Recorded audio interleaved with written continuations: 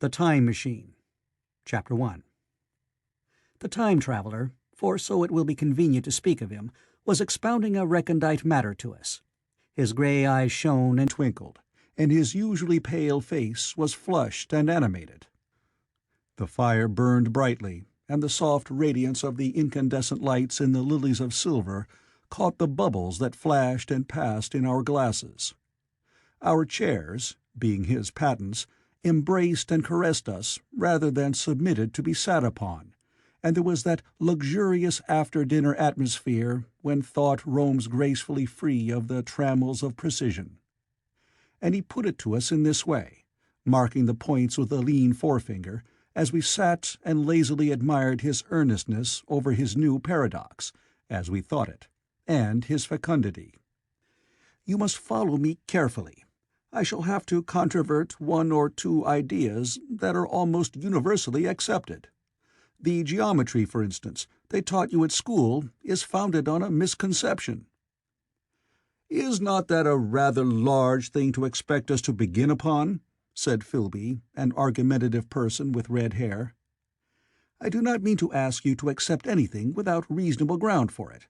You will soon admit as much as I need from you. You know, of course, that a mathematical line, a line of thickness, nil, has no real existence. They taught you that? Neither has a mathematical plane. These things are mere abstractions." "That is all right," said the psychologist. "Nor, having only length, breadth, and thickness, can a cube have a real existence." "There I object," said Philby. "Of course a solid body may exist, all real things, so most people think. But wait a moment. Can an instantaneous cube exist?" "Don't follow you," said Philby. "Can a cube that does not last for any time at all have a real existence?" Philby became pensive. "Clearly," the time-traveler proceeded, "any real body must have extension in 4 directions. It must have length, breadth, thickness, and duration. But through a natural infirmity of the flesh, which I will explain to you in a moment, we incline to overlook this fact. There are really 4 dimensions, 3 which we call the 3 planes of space, and a 4th, time. There is, however, a tendency to draw an unreal distinction between the former 3 dimensions and the latter, because it happens that our consciousness moves intermittently in one direction, along the latter, from the beginning to the end of our lives." "That," said a very young man, making spasmodic efforts to relight his cigar over the lamp, "that very clear indeed." "Now, it is very remarkable that this is so extensively overlooked," continued the time-traveler with a slight accession of cheerfulness.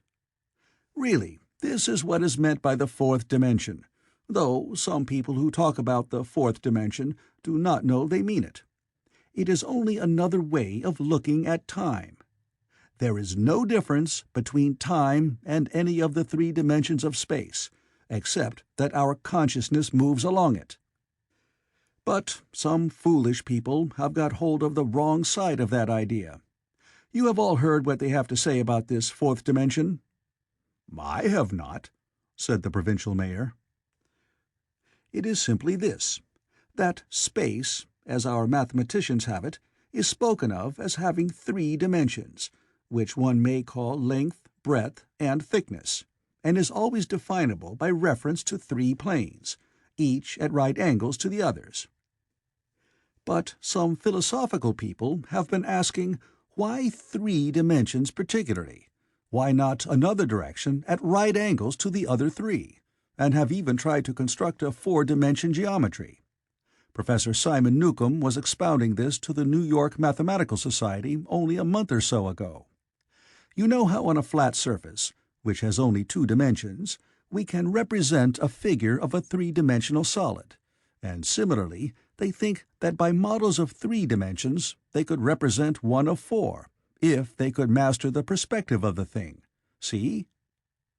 "I think so," murmured the provincial mayor, and knitting his brows he lapsed into an introspective state, his lips moving as one who repeats mystic words. "Yes, I think I see it now," he said after some time, brightening in a quite transitory manner. "Well, I do not mind telling you I have been at work upon this geometry of 4 dimensions for some time. Some of my results are curious. For instance, here is a portrait of a man at 8 years old, another at 15, another at 17, another at 23, and so on. All these are evidently sections, as it were, 3-dimensional representations of his 4-dimensioned being, which is a fixed and unalterable thing. Scientific people," proceeded the time-traveler, after the pause required for the proper assimilation of this, "know very well that time is only a kind of space. Here is a popular scientific diagram, a weather record. This line I trace with my finger shows the movement of the barometer. Yesterday it was so high, yesterday night it fell, then this morning it rose again, and so gently upward to here. Surely the mercury did not trace this line in any of the dimensions of space generally recognized. But certainly it traced such a line, and that line, therefore, we must conclude was along the time dimension." "But," said the medical man, staring hard at a coal in the fire, "if time is really only a 4th dimension of space, why is it, and why has it always been, regarded as something different? And why cannot we move in time as we move about in the other dimensions of space?" The time-traveler smiled. "Are you sure we can move freely in space? Right and left we can go, backward and forward freely enough, and men always have done so. I admit we move freely in 2 dimensions. But how about up and down? Gravitation limits us there." "Not exactly," said the medical man. "There are balloons." "But before the balloons, save for spasmodic jumping and the inequalities of the surface, man had no freedom of vertical movement." "Still, they could move a little up and down," said the medical man. "Easier, far easier down than up." "And you cannot move at all in time. You cannot get away from the present moment." "My dear sir, that is just where you are wrong.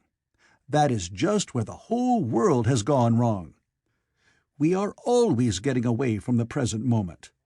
Our mental existences, which are immaterial and have no dimensions, are passing along the time dimension with a uniform velocity from the cradle to the grave, just as we should travel down if we began our existence 50 miles above the earth's surface." "But the great difficulty is this," interrupted the psychologist. "You can move about in all directions of space, but you cannot move about in time. That is the germ of my great discovery. But you are wrong to say that we cannot move about in time. For instance, if I am recalling an incident very vividly, I go back to the instant of its occurrence. I become absent-minded, as you say. I jump back for a moment. Of course, we have no means of staying back for any length of time, any more than a savage or an animal has of staying 6 feet above the ground. But a civilized man is better off than the savage in this respect. He can go up against gravitation in a balloon, and why should he not hope that, ultimately, he may be able to stop or accelerate his drift along the time dimension, or even turn about and travel the other way?" "Oh, this," began Philby, "is all—" "Why not?" said the time-traveler. "It's against reason," said Philby. "What reason?" said the time-traveler.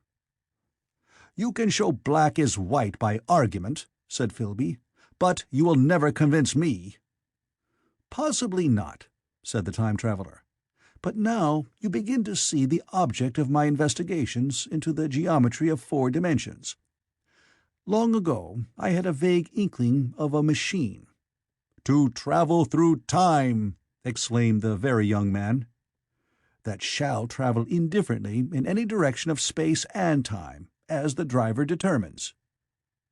Philby contented himself with laughter. "But I have experimental verification," said the time-traveler. "It would be remarkably convenient for the historian," the psychologist suggested. One might travel back and verify the accepted account of the Battle of Hastings, for instance." "Don't you think you would attract attention?" said the medical man. "Our ancestors had no great tolerance for anachronisms." "One might get one's Greek from the very lips of Homer and Plato," the very young man thought. "In which case they would certainly plough you for the little go. The German scholars have improved Greek so much." "Then there is the future," said the very young man. "Just think, one might invest all one's money, leave it to accumulate at interest, and hurry on ahead." "To discover a society," said I, "erected on a strictly communistic basis."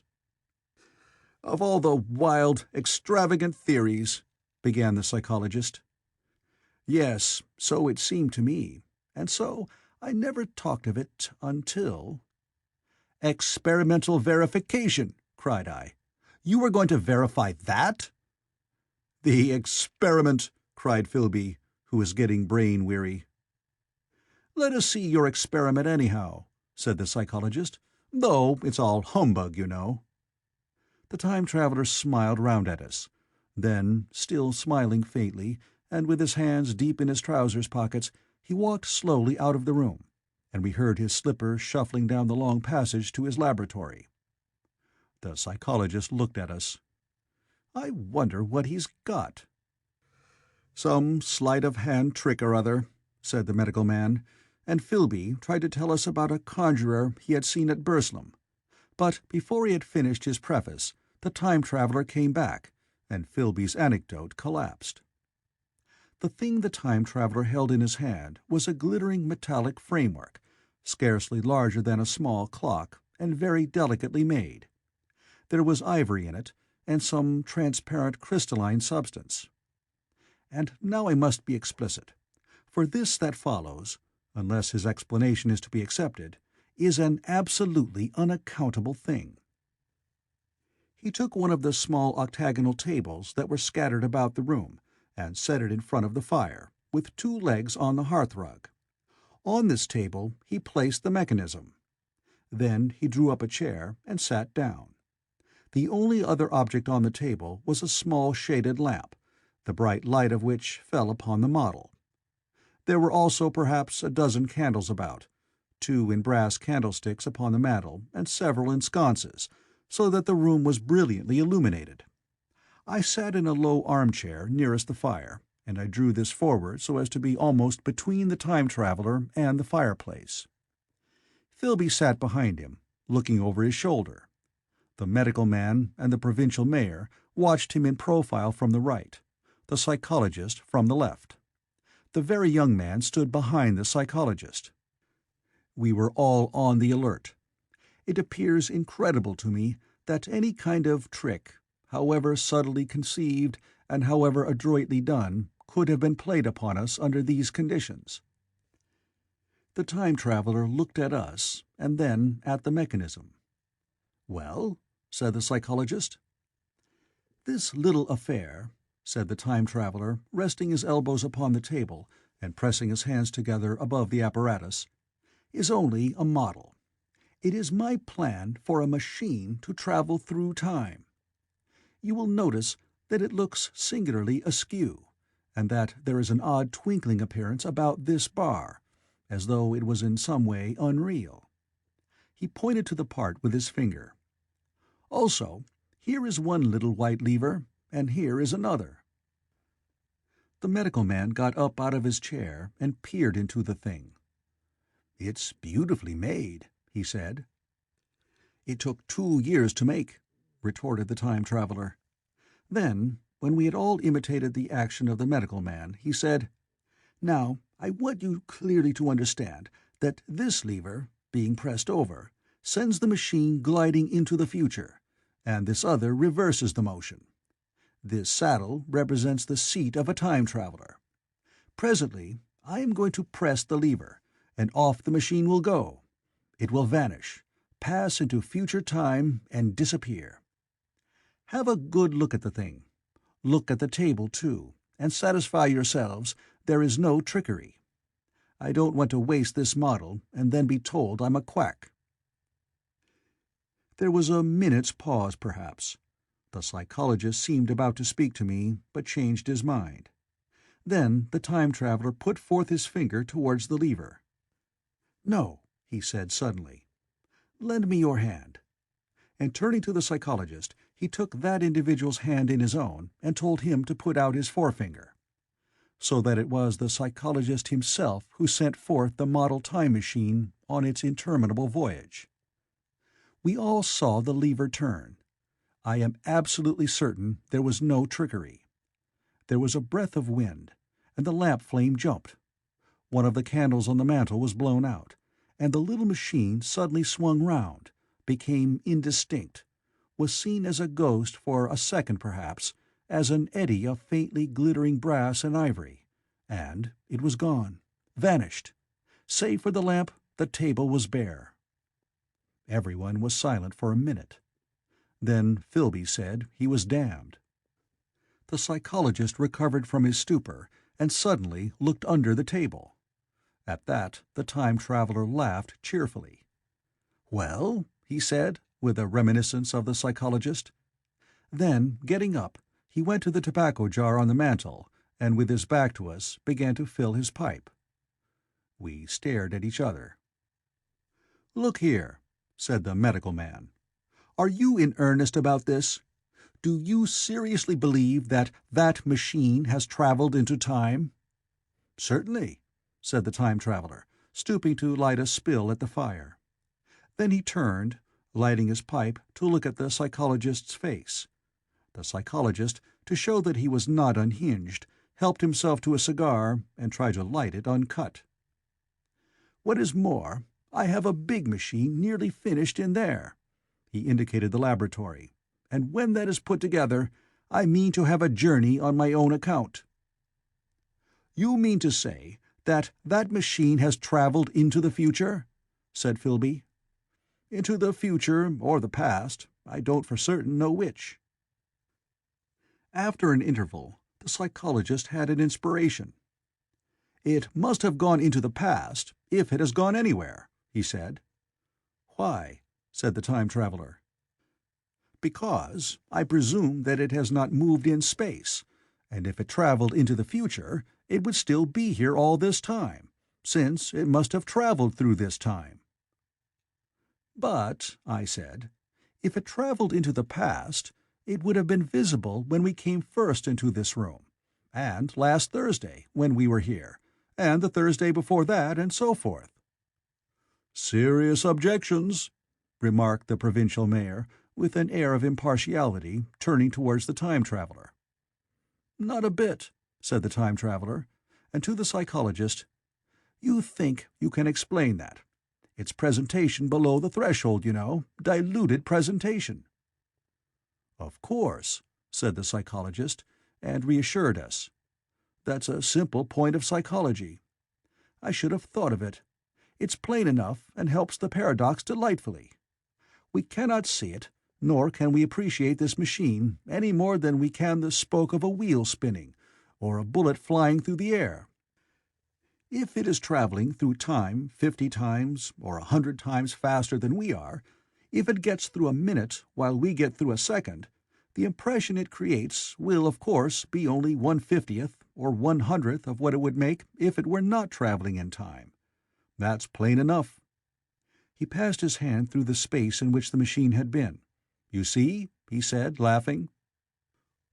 We sat and stared at the vacant table for a minute or so. Then the time-traveler asked us what we thought of it all. "It sounds plausible enough tonight," said the medical man. "But wait until tomorrow. Wait for the common sense of the morning." "Would you like to see the time machine itself?" asked the time-traveler. And therewith, taking the lamp in his hand, he led the way down the long, draughty corridor to his laboratory. I remember vividly the flickering light, his queer, broad head in silhouette, the dance of the shadows, how we all followed him, puzzled but incredulous, and how, there in the laboratory, we beheld a larger edition of the little mechanism which we had seen vanish from before our eyes. Parts were of nickel, parts of ivory, parts had certainly been filed or sawn out of rock crystal. The thing was generally complete, but the twisted crystalline bars lay unfinished upon the bench beside some sheets of drawings, and I took one up for a better look at it. Quartz it seemed to be. "Look here," said the medical man. "Are you perfectly serious? Or is this a trick, like that ghost you showed us last Christmas?" "Upon that machine," said the time traveler, holding the lamp aloft, "I intend to explore time. Is that plain? I was never more serious in my life."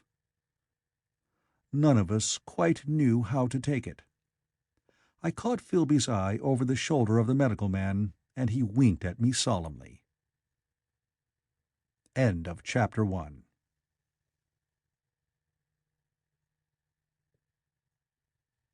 The Time Machine. Chapter 2. I think that at the time none of us quite believed in the time machine. The fact is, the time traveler was one of those men who are too clever to be believed.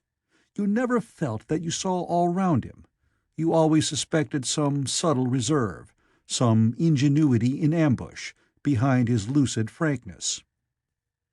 Had Philby shown the model and explained the matter in the time traveler's words, we should have shown him far less skepticism, for we should have perceived his motives.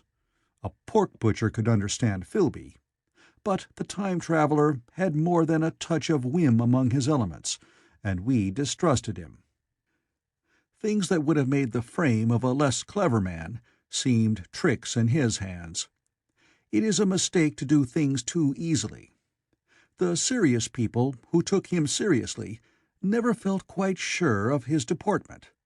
They were somehow aware that trusting their reputations for judgment with him was like furnishing a nursery with egg-shell china. So I didn't think any of us said very much about time-traveling in the interval between that Thursday and the next, though its odd potentialities ran, no doubt, in most of our minds. Its plausibility, that is, its practical incredibleness, the curious possibilities of anachronism and of utter confusion it suggested. For my own part, I was particularly preoccupied with the trick of the model. That I remember discussing with the medical man, whom I met on Friday at the Linnaean. He said he had seen a similar thing at Tübingen, and laid considerable stress on the blowing out of the candle. But how the trick was done he could not explain. The next Thursday I went again to Richmond. I suppose I was one of the time traveler's most constant guests, and arriving late, found 4 or 5 men already assembled in his drawing-room. The medical man was standing before the fire with a sheet of paper in one hand and his watch in the other. I looked around for the time traveler, and "It's 7:30 now," said the medical man. "I suppose we better have dinner." "Where's—" said I, naming our host. "You've just come? It's rather odd. He's unavoidably detained. He asks me in this note to lead off with dinner at 7 if he's not back. Says he'll explain when he comes." "It seems a pity to let the dinner spoil," said the editor of a well-known daily paper, and thereupon the doctor rang the bell. The psychologist was the only person besides the doctor and myself who had attended the previous dinner. The other men were Blank, the editor aforementioned, a certain journalist, and another, a quiet, shy man with a beard, whom I didn't know, and who, as far as my observation went, never opened his mouth all the evening. There was some speculation at the dinner table about the time traveler's absence, and I suggested time traveling, in a half-jocular spirit. The editor wanted that explained to him, and the psychologist volunteered a wooden account of the ingenious paradox and trick we had witnessed that day week. He was in the midst of his exposition when the door from the corridor opened slowly and without noise. I was facing the door and saw it first. "Hello," I said. "At last!" And the door opened wider, and the time traveler stood before us. I gave a cry of surprise. "Good heavens, man! What's the matter?" cried the medical man, who saw him next. and the whole tableful turned towards the door. He was in an amazing plight. His coat was dusty and dirty, and smeared with green down the sleeves, his hair disordered, and, as it seemed to me, grayer, either with dust and dirt, or because its color had actually faded. His face was ghastly pale. His chin had a brown cut on it, a cut half healed. His expression was haggard and drawn, as by intense suffering. For a moment he hesitated in the doorway, as if he had been dazzled by the light. Then he came into the room. He walked with just such a limp as I have seen in foot-sore tramps. We stared at him in silence, expecting him to speak. He said not a word, but came painfully to the table, and made a motion towards the wine. The editor filled a glass of champagne and pushed it towards him. He drained it, and it seemed to do him good, for he looked round the table, and the ghost of his old smile flickered across his face. "What on earth have you been up to, man?" said the doctor. The time-traveler did not seem to hear. "Don't let me disturb you," he said, with a certain faltering articulation. "I'm all right." He stopped, held out his glass for more, and took it off at a draught. "That's good," he said. His eyes grew brighter, and a faint color came into his cheeks. His glance flickered over our faces with a certain dull approval, and then went round the warm and comfortable room. Then he spoke again, still as it were feeling his way among his words. "I'm going to wash and dress, and then I'll come down and explain things. Save me some of that mutton.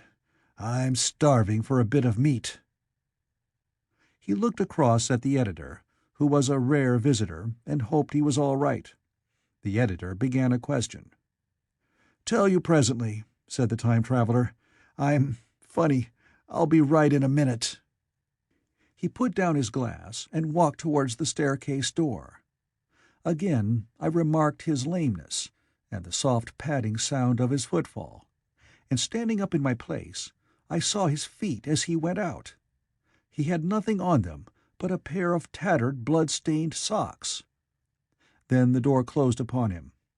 I had half a mind to follow, till I remembered how he detested any fuss about himself. For a minute, perhaps, my mind was wool-gathering. Then, "Remarkable behavior of an eminent scientist," I heard the editor say, thinking, after his wont, in headlines.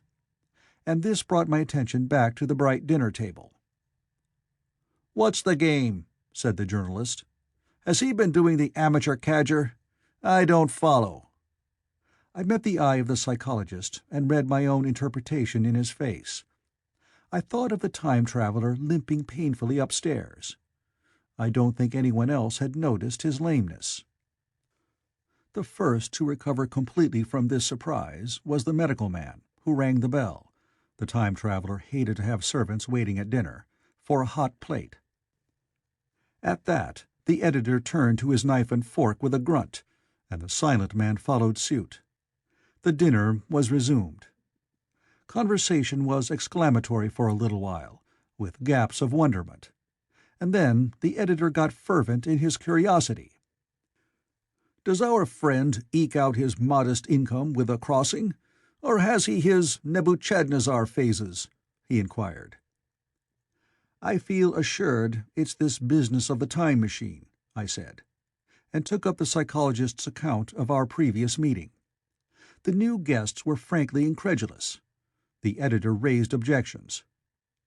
"What was this time-traveling? A man couldn't cover himself with dust by rolling in a paradox, could he?" And then, as the idea came home to him, he resorted to caricature. Hadn't he any clothes-brushes in the future? The journalist, too, would not believe at any price, and joined the editor in the easy work of heaping ridicule on the whole thing. They were both the new kind of journalist, very joyous, irreverent young men. "Our special correspondent in the Day After Tomorrow reports," the journalist was saying, or rather shouting, when the time-traveler came back. He was dressed in ordinary evening clothes, and nothing save his haggard look remained of the change that had startled me. "I say," said the editor hilariously, "these chaps here say you have been travelling into the middle of next week. Tell us all about little Rosebery, will you?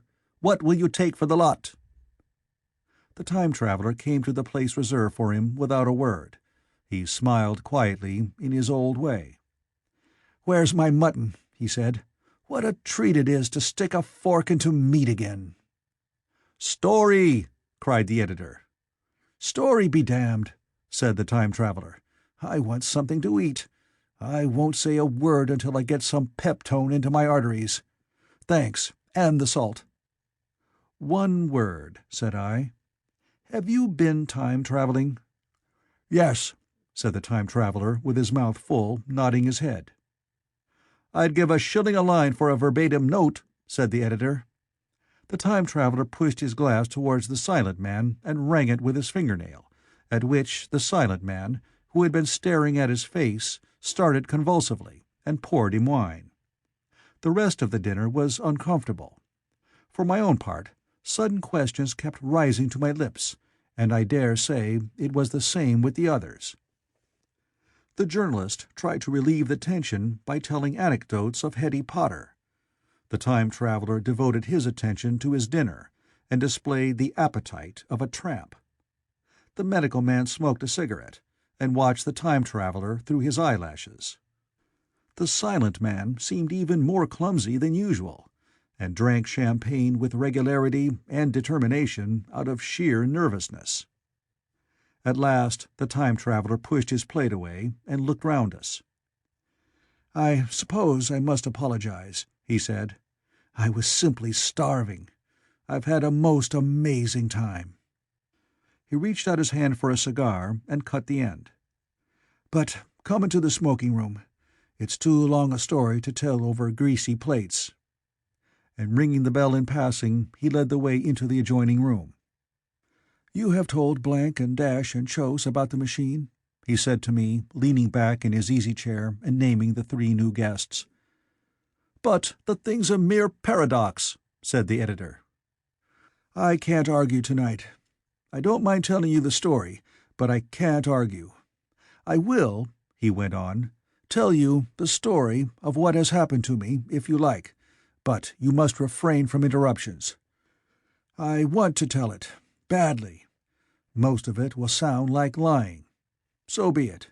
It's true, every word of it, all the same. I was in my laboratory at 4 o'clock, and since then I've lived 8 days, such days as no human being ever lived before.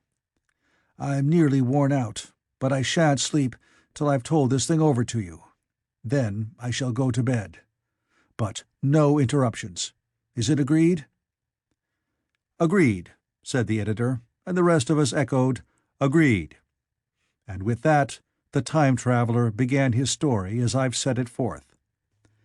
He sat back in his chair at first, and spoke like a weary man. Afterwards he got more animated.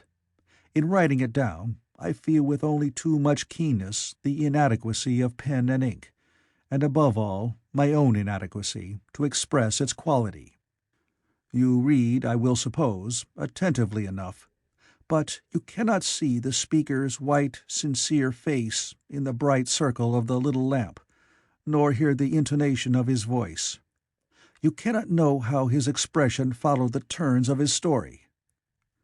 Most of us hearers were in shadow, for the candles in the smoking-room had not been lighted, and only the face of the journalist and the legs of the silent man from the knees downward were illuminated. At first we glanced now and again at each other. After a time we ceased to do that, and looked only at the time-traveler's face. End of Chapter 2.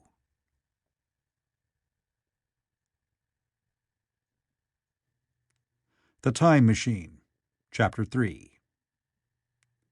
I told some of you last Thursday of the principles of the time machine, and showed you the actual thing itself, incomplete in the workshop. There it is now, a little travel-worn truly, and one of the ivory bars is cracked and a brass rail bent, but the rest of it's sound enough. I expected to finish it on Friday, but on Friday, when the putting together was nearly done, I found that one of the nickel bars was exactly 1 inch too short, and this I had to get remade, so that the thing was not complete until this morning.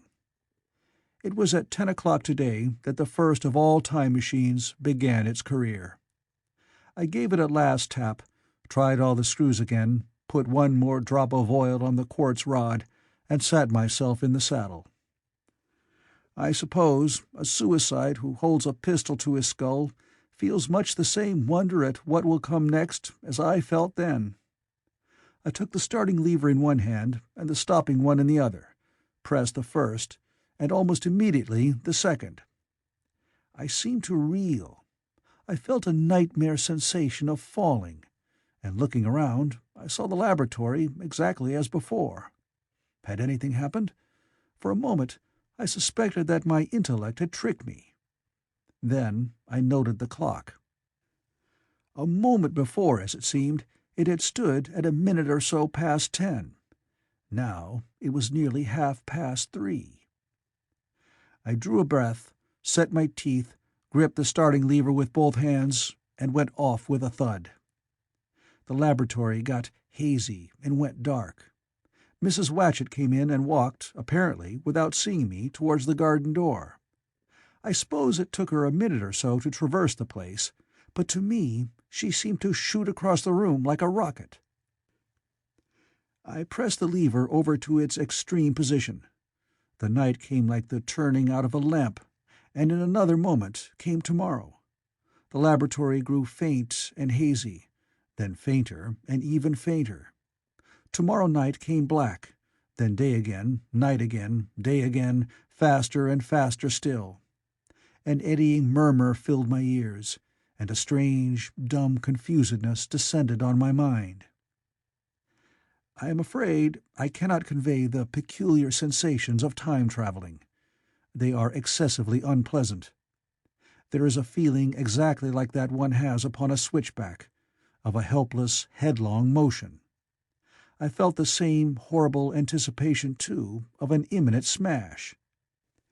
As I put on pace, night followed day like the flapping of a black wing. The dim suggestion of the laboratory seemed presently to fall away from me, and I saw the sun hopping swiftly across the sky, leaping it every minute, and every minute marking a day. I suppose the laboratory had been destroyed, and I had come into the open air. I had a dim impression of scaffolding, but I was already going too fast to be conscious of any moving things. The slowest snail that ever crawled dashed by too fast for me. The twinkling succession of darkness and light was excessively painful to the eye. Then, in the intermittent darknesses, I saw the moon spinning swiftly through her quarters from new to full, and had a faint glimpse of the circling stars. Presently, as I went on, still gaining velocity, the palpitation of night and day merged into one continuous grayness. The sky took on a wonderful deepness of blue, a splendid, luminous color, like that of early twilight. The jerking sun became a streak of fire, a brilliant arch in space, the moon a fainter, fluctuating band, and I could see nothing of the stars, save now and then a brighter circle flickering in the blue. The landscape was misty and vague. I was still on the hillside upon which this house now stands, and the shoulder rose above me grey and dim. I saw trees growing and changing like puffs of vapor, now brown, now green. They grew, spread, shivered, and passed away. I saw huge buildings rise up, faint and fair, and pass like dreams. The whole surface of the earth seemed changed, melting and flowing under my eyes. The little hands upon the dials that registered my speed raced round faster and faster.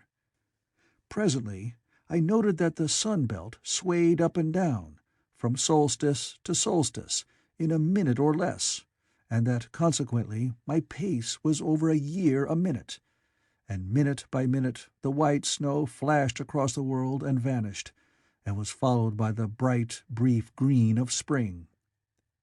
The unpleasant sensations of the start were less poignant now. They merged at last into a kind of hysterical exhilaration. I remarked, indeed, a clumsy swaying of the machine, for which I was unable to account. But my mind was too confused to attend to it, so, with a kind of madness growing upon me, I flung myself into futurity. At first I scarce thought of stopping, scarce thought of anything but these new sensations. But presently a fresh series of impressions grew up in my mind, a certain curiosity, and therewith a certain dread, until at last they took complete possession of me. What strange developments of humanity, what wonderful advances upon our rudimentary civilization, I thought, might not appear when I came to look nearly into the dim, elusive world that raced and fluctuated before my eyes. I saw great and splendid architecture rising about me, more massive than any buildings of our own time, and yet, it seemed, built of glimmer and mist. I saw a richer green flow up the hillside and remain there, without any wintry intermission. Even through the veil of my confusion, the earth seemed very fair, and so my mind came round to the business of stopping. The peculiar risk lay in the possibility of my finding some substance in the space which I, or the machine, occupied. So long as I travelled at a high velocity through time, this scarcely mattered. I was, so to speak, attenuated, was slipping like a vapour through the interstices of intervening substances. But to come to a stop involved the jamming of myself, molecule by molecule, into whatever lay in my way, meant bringing my atoms into such intimate contact with those of the obstacle that a profound chemical reaction, possibly a far-reaching explosion, would result, and blow myself and my apparatus out of all possible dimensions, into the unknown. This possibility had occurred to me again and again while I was making the machine, but then I had cheerfully accepted it as an unavoidable risk, one of the risks a man has got to take. Now the risk was inevitable, I no longer saw it in the same cheerful light. The fact is that, insensibly, the absolute strangeness of everything, the sickly jarring and swaying of the machine, above all, the feeling of prolonged falling, had absolutely upset my nerve. I told myself that I could never stop, and with a gust of petulance I resolved to stop forthwith. Like an impatient fool, I lugged over the lever, and incontinently the thing went reeling over, and I was flung headlong through the air. There was the sound of a clap of thunder in my ears. I may have been stunned for a moment. A pitiless hail was hissing round me, and I was sitting on a soft turf in front of the overset machine. Everything still seemed grey, but presently I remarked that the confusion in my ears was gone. I looked round me. I was on what seemed to be a little lawn in a garden, surrounded by rhododendron bushes, and I noticed that their mauve and purple blossoms were dropping in a shower under the beating of the hailstones. The rebounding, dancing hail hung in a cloud over the machine and drove along the ground like smoke. In a moment I was wet to the skin. "Fine hospitality," said I, "to a man who has travelled innumerable years to see you." Presently I thought what a fool I was to get wet. I stood up and looked round me. A colossal figure, carved apparently in some white stone, loomed indistinctly beyond the rhododendrons through the hazy downpour, but all else of the world was invisible. My sensations would be hard to describe. As the columns of hail grew thinner, I saw the white figure more distinctly. It was very large, for a silver birch tree touched its shoulder. It was of a white marble, in shape something like a winged sphinx, but the wings, instead of being carried vertically at the sides, were spread so that it seemed to hover. The pedestal, it appeared to me, was of bronze, and was thick with verdigris. It chanced that the face was towards me. The sightless eyes seemed to watch me. There was the faint shadow of a smile on the lips. It was greatly weather-worn, and that imparted an unpleasant suggestion of disease. I stood looking at it for a little space, half a minute perhaps, or half an hour. It seemed to advance and to recede as the hail drove before it denser or thinner. At last I tore my eyes from it for a moment, and saw that the hail curtain had worn threadbare, and that the sky was lightening with the promise of the sun. I looked up again at the crouching white shape, and the full temerity of my voyage came suddenly upon me. What might appear when that hazy curtain was altogether withdrawn? What might not have happened to men? What if cruelty had grown into a common passion? What if in this interval the race had lost its manliness, and had developed into something inhuman, unsympathetic, and overwhelmingly powerful? I might seem some old-world, savage animal, only the more dreadful and disgusting for our common likeness, a foul creature to be incontinently slain. Already I saw other vast shapes, huge buildings with intricate parapets and tall columns, with a wooded hillside dimly creeping in upon me through the lessening storm. I was seized with a panic fear. I turned frantically to the time machine and strove hard to readjust it. As I did so, the shafts of the sun smote through the thunderstorm. The grey downpour was swept aside and vanished like the trailing garments of a ghost. Above me, in the intense blue of the summer sky, some faint brown shreds of cloud whirled into nothingness. The great buildings about me stood out clear and distinct, shining with the wet of the thunderstorm, and picked out in white by the unmelted hailstones piled along their courses. I felt naked in a strange world. I felt as perhaps a bird may feel in the clear air, knowing the hawk wings above and will swoop. My fear grew to frenzy. I took a breathing space, set my teeth, and again grappling fiercely, wrist and knee, with the machine. It gave under my desperate onset and turned over. It struck my chin violently. One hand on the saddle, the other on the lever, I stood panting heavily in attitude to mount again. But with this recovery of a prompt retreat, my courage recovered. I looked more curiously and less fearfully at this world of the remote future. In a circular opening, high up in the wall of the nearer house, I saw a group of figures clad in rich soft robes. They had seen me, and their faces were directed towards me. Then I heard voices approaching me. Coming through the bushes by the white sphinx were the heads and shoulders of men running. One of these emerged in a pathway leading straight to the little lawn upon which I stood with my machine. He was a slight creature, perhaps 4 feet high, clad in a purple tunic, girdled at the waist with a leather belt. Sandals, or buskins, I could not clearly distinguish which, were on his feet. His legs were bare to the knees, and his head was bare. Noticing that, I noticed for the first time how warm the air was. He struck me as being a very beautiful and graceful creature, but indescribably frail. His flushed face reminded me of the more beautiful kind of consumptive, that hectic beauty of which we used to hear so much. At the sight of him, I suddenly regained confidence. I took my hands from the machine. End of Chapter 3.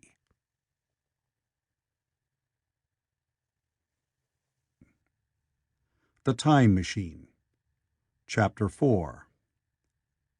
In another moment we were standing face to face, I and this fragile thing out of futurity. He came straight up to me and laughed into my eyes. The absence from his bearing of any sign of fear struck me at once. Then he turned to the 2 others who were following him and spoke to them in a strange and very sweet and liquid tongue. There were others coming, and presently A little group of perhaps 8 or 10 of these exquisite creatures were about me.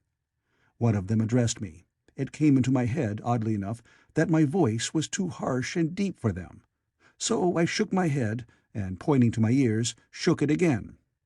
He came a step forward, hesitated, and then touched my hand. Then I felt other soft little tentacles upon my back and shoulders. They wanted to make sure I was real. There was nothing in this at all alarming. Indeed, there was something in these pretty little people that inspired confidence, a graceful gentleness, a certain childlike ease. And besides, they looked so frail that I could fancy myself flinging the whole dozen of them about like ninepins. But I made a sudden motion to warn them when I saw their little pink hands feeling the time machine. Happily, then, when it was not too late, I thought of a danger I had hitherto forgotten, and reaching over the bars of the machine, I unscrewed the little levers that would set it in motion, and put these in my pocket. Then I turned again to see what I could do in the way of communication. And then, looking more nearly into their features, I saw some further peculiarities in their Dresden china type of prettiness. Their hair, which was uniformly curly, came to a sharp end at the neck and cheek. There was not the faintest suggestion of it on the face, and their ears were singularly minute. Their mouths were small, with bright red, rather thin lips, and the little chins ran to a point. The eyes were large and mild, and, this may seem egotism on my part, I fancied even that there was a certain lack of the interest I might have expected in them. As they made no effort to communicate with me, but simply stood round me smiling and speaking in soft cooing notes to each other, I began the conversation. I pointed to the time machine and to myself. Then, hesitating for a moment how to express time, I pointed to the sun. At once a quaintly pretty little figure in checkered purple and white followed my gesture, and then astonished me by imitating the sound of thunder. For a moment I staggered, though the import of his gesture was plain enough. The question had come into my mind abruptly. Were these creatures fools? You may hardly understand how it took me. You see, I had always anticipated that the people of the year 800 and 2000 odd would be incredibly in front of us in knowledge, art, everything. Then one of them suddenly asked me a question that showed him to be on the intellectual level of one of our 5-year-old children. Asked me, in fact, if I had come from the sun in a thunderstorm. It let loose the judgment I had suspended upon their clothes, their frail light limbs and fragile features. A flow of disappointment rushed across my mind. For a moment I felt that I had built the time machine in vain. I nodded, pointed to the sun, and gave them such a vivid rendering of a thunderclap as startled them. They all withdrew a pace or so and bowed. Then came one laughing towards me, carrying a chain of beautiful flowers altogether new to me, and put it about my neck. The idea was received with melodious applause, and presently they were all running to and fro for flowers, and laughingly flinging them upon me, until I was almost smothered with blossom. You who have never seen the like can scarcely imagine what delicate and wonderful flowers countless years of culture had created. Then someone suggested that their plaything should be exhibited in the nearest building, and so I was led past the Sphinx of white marble, which had seemed to watch me all the while, with a smile at my astonishment, towards a vast grey edifice of fretted stone. As I went with them, the memory of my confident anticipations of a profoundly grave and intellectual posterity came with irresistible merriment to my mind. The building had a huge entry, and was altogether of colossal dimensions. I was naturally most occupied with the growing crowd of little people, and with the big open portals that yawned before me, shadowy and mysterious. My general impression of the world I saw over their heads was a tangled waste of beautiful bushes and flowers, a long-neglected and yet weedless garden. I saw a number of tall spikes of strange white flowers, measuring a foot perhaps across the spread of the waxen petals. They grew scattered, as if wild, among the variegated shrubs, But, as I say, I did not examine them closely at this time. The time machine was left deserted on the turf among the rhododendrons. The arch of the doorway was richly carved, but naturally I did not observe the carving very narrowly, though I fancied I saw suggestions of old Phoenician decorations as I passed through, and it struck me that they were very badly broken and weather-worn. Several more brightly clad people met me in the doorway, and so we entered, I dressed in dingy 19th-century garments, looking grotesque enough, garlanded with flowers, and surrounded by an eddying mass of bright, soft-colored robes and shining white limbs, in a melodious whirl of laughter and laughing speech. The big doorway opened into a proportionately great hall hung with brown. The roof was in shadow, and the windows, partially glazed with colored glass and partially unglazed, admitted a tempered light. The floor was made up of huge blocks of some very hard white metal, not plates nor slabs, blocks, and it was so much worn, as I judged by the going to and fro of past generations, as to be deeply channeled along the more frequented ways. Transverse to the length were innumerable tables made of slabs of polished stone, raised perhaps a foot from the floor, and upon these were heaps of fruits. Some I recognized as a kind of hypertrophied raspberry and orange, but for the most part they were strange. Between the tables was scattered a great number of cushions. Upon these my conductors seated themselves, signing for me to do likewise. With a pretty absence of ceremony, they began to eat the fruit with their hands, flinging peel and stalks, and so forth, into the round openings in the sides of the tables. I was not loath to follow their example, for I felt thirsty and hungry. As I did so, I surveyed the hall at my leisure. And perhaps the thing that struck me most was its dilapidated look. The stained glass windows, which displayed only a geometrical pattern, were broken in many places, and the curtains that hung across the lower end were thick with dust. And it caught my eye that the corner of the marble table near me was fractured. Nevertheless, the general effect was extremely rich and picturesque. There were perhaps a couple of hundred people dining in the hall, and most of them, seated as near to me as they could come, were watching me with interest, their little eyes shining over the fruit they were eating. All were clad in the same soft and yet strong silky material. Fruit, by the by, was all their diet. These people of the remote future were strict vegetarians, and while I was with them, in spite of some carnal cravings, I had to be frugivorous also. Indeed, I found afterwards that horses, cattle, sheep, dogs had followed the ichthyosaurus into extinction. But the fruits were very delightful. One, in particular, had seemed to be in season all the time I was there. A floury thing in a three-sided husk was especially good, and I made it my staple. At first I was puzzled by all these strange fruits, and by the strange flowers I saw, but later I began to perceive their import. However, I am telling you of my fruit dinner in the distant future now. So soon as my appetite was a little checked, I determined to make a resolute attempt to learn the speech of these new men of mine. Clearly, that was the next thing to do. The fruits seemed a convenient thing to begin upon, and holding one of these up, I began a series of interrogative sounds and gestures. I had some considerable difficulty in conveying my meaning. At first, my efforts met with a stare of surprise or inextinguishable laughter, but presently a fair-haired little creature seemed to grasp my intention and repeated a name.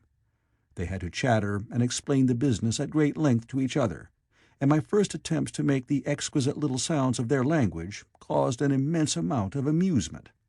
However, I felt like a schoolmaster amidst children, and persisted, and presently I had a score of noun substantives at least at my command.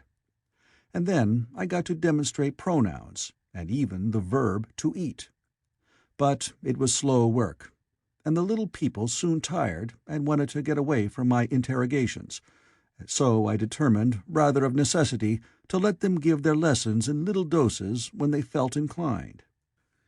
And very little doses I found they were before long, for I never met people more indolent or more easily fatigued. A queer thing I soon discovered about my little hosts, and that was their lack of interest. They would come to me with eager cries of astonishment, like children, but, like children, they would soon stop examining me and wander away after some other toy. The dinner and my conversation beginnings ended, I noted for the first time that almost all those who had surrounded me at first were gone. It is odd, too, how speedily I came to disregard these little people. I went out through the portal into the sunlit world again as soon as my hunger was satisfied. I was continually meeting more of these men of the future, who would follow me at a little distance, chatter and laugh about me, and, having smiled and gesticulated in a friendly way, leave me again to my own devices. The calm of evening was upon the world as I emerged from the great hall, and the scene was lit by the warm glow of the setting sun. At first things were very confusing. Everything was so entirely different from the world I had known, even the flowers. The big building I had left was situated on the slope of a broad river valley, but the Thames had shifted perhaps a mile from its present position. I resolved to mount to the summit of a crest perhaps a mile and a half away, from which I could get a wider view of this our planet in the year 802,701 A.D. For that, I should explain, was the date the little dials of my machine recorded. As I walked, I was watched for every impression that could possibly help to explain the condition of ruinous splendor in which I found the world, for ruinous it was. A little way up the hill, for instance, was a great heap of granite, bound together by masses of aluminium, a vast labyrinth of precipitous walls and crumpled heaps, amidst which were thick heaps of very beautiful pagoda-like plants, nettles possibly, but wonderfully tinted with brown about the leaves, and incapable of stinging. It was, evidently, the derelict remains of some vast structure. To what end built, I could not determine. It was here that I was destined, at a later date, to have a very strange experience, the first intimation of a still stranger discovery, but of that I will speak in its proper place. Looking round with a sudden thought, from a terrace on which I rested for a while, I realized that there were no small houses to be seen. Apparently, the single house, and possibly even the household, had vanished. Here and there among the greenery were palace-like buildings, but the house and the cottage, which form such characteristic features of our own English landscape, had disappeared. Communism, said I to myself. And on the heels of that came another thought. I looked at the half-dozen little figures that were following me. Then, in a flash, I perceived that all had the same form of costume, the same soft, hairless visage, and the same girlish rotundity of limb. It may seem strange, perhaps, that I had not noticed this before, but everything was so strange. Now I saw the fact plainly enough. In costume, and in all the differences of texture and bearing that now mark off the sexes from each other, these people of the future were alike, and the children seemed to my eyes to be but the miniatures of their parents.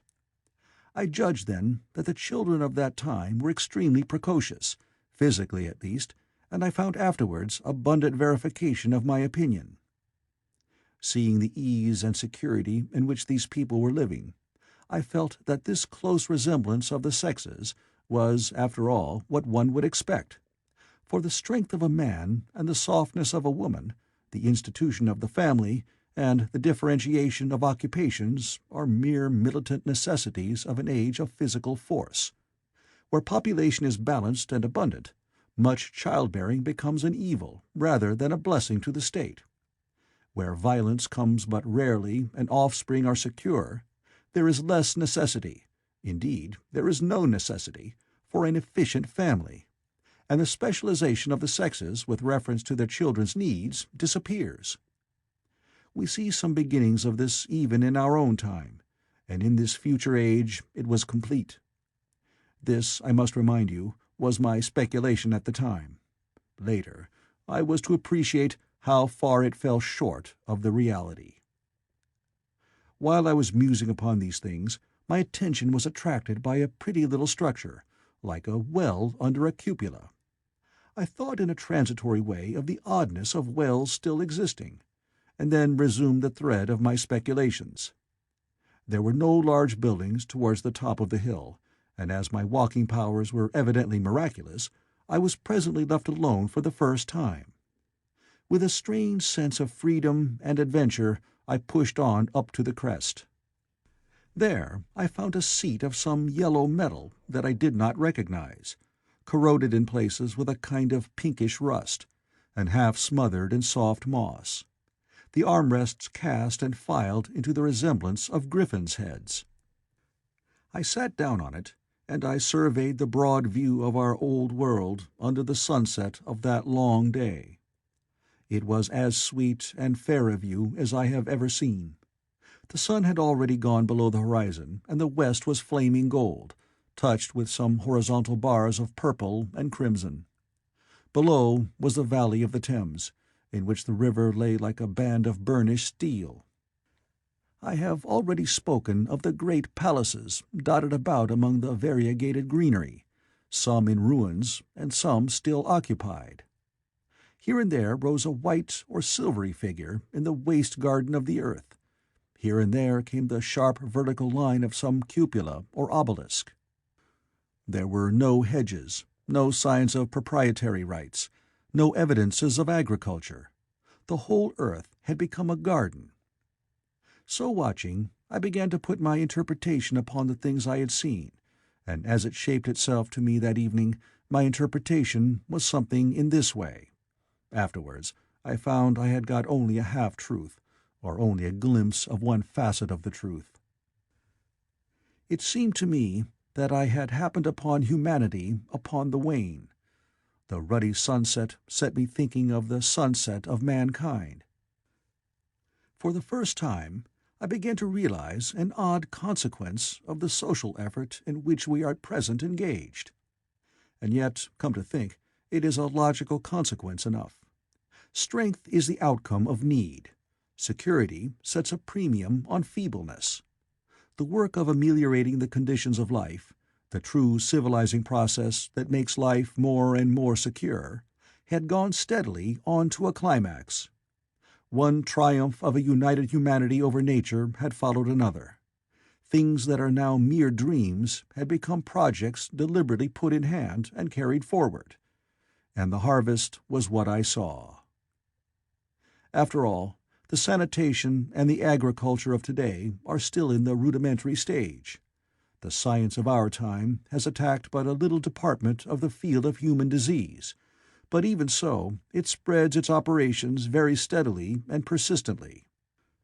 Our agriculture and horticulture destroy a weed just here and there, and cultivate perhaps a score or so of wholesome plants, leaving the greater number to fight out a balance as they can. We improve our favorite plants and animals, and how few they are, gradually by selective breeding. Now a new and better peach, now a seedless grape, now a sweeter and larger flower, now a more convenient breed of cattle. We improve them gradually, because our ideals are vague and tentative, and our knowledge is very limited. Because nature too is shy and slow in our clumsy hands. Some day all this will be better organized and still better. That is the drift of the current in spite of the eddies. The whole world will be intelligent, educated, and cooperating. Things will move faster and faster towards the subjugation of nature. In the end, wisely and carefully, we shall readjust the balance of animal and vegetable to suit our human needs. This adjustment, I say, must have been done, and done well, done indeed for all time, in the space of time across which my machine had leaped. The air was free from gnats, the earth from weeds or fungi. Everywhere were fruits and sweet and delightful flowers.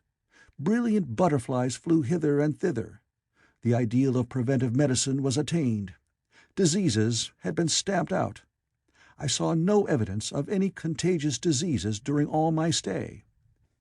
And I shall have to tell you later that even the processes of putrefaction and decay had been profoundly affected by these changes. Social triumphs, too, had been affected. I saw mankind housed in splendid shelters, gloriously clothed, and as yet I had found them engaged in no toil. There were no signs of struggle, neither social nor economical struggle. The shop, the advertisement, traffic, all that commerce which constitutes the body of our world, was gone. It was natural on that golden evening that I should jump at the idea of a social paradise. The difficulty of increasing population had been met, I guessed, and population had ceased to increase. But with this change in condition comes inevitably adaptations to the change. What, unless biological science is a mass of errors, is the cause of human intelligence and vigor? Hardship and freedom, conditions under which the active, strong, and subtle survive, and the weaker go to the wall.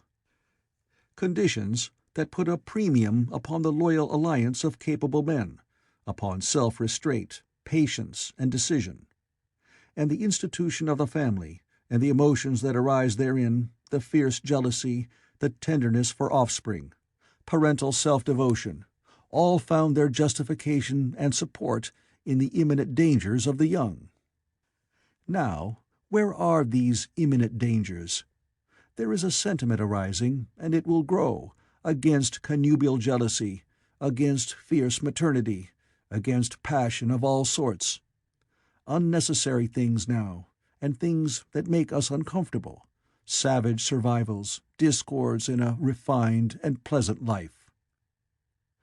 I thought of the physical slightness of the people, their lack of intelligence, and those big, abundant ruins, and it strengthened my belief in a perfect conquest of nature. For after the battle comes quiet. Humanity had been strong, energetic, and intelligent, and had used all its abundant vitality to alter the conditions under which it lived. And now came the reaction of the altered conditions. Under the new conditions of perfect comfort and security, that restless energy, that with us is strength, would become weakness. Even in our own time, certain tendencies and desires, once necessary to survival, are a constant source of failure. Physical courage and the love of battle, for instance, are no great help, may even be hindrances, to a civilized man. And in a state of physical balance and security, power, intellectual as well as physical, would be out of place. For countless years I judged there had been no danger of war or solitary violence, no danger from wild beasts, no wasting disease to require strength of constitution, no need of toil. For such a life, what we should call the weak are as well equipped as the strong, are indeed no longer weak. Better equipped indeed they are, for the strong would be fretted by an energy for which there was no outlet. No doubt the exquisite beauty of the buildings I saw was the outcome of the last surgings of the now purposeless energy of mankind, before it settled down into perfect harmony with the conditions under which it lived, the flourish of that triumph which began the last great peace. This has ever been the fate of energy in security. It takes to art and to eroticism, and then come languor and decay. Even this artistic impetus would at last die away, had almost died in the time I saw.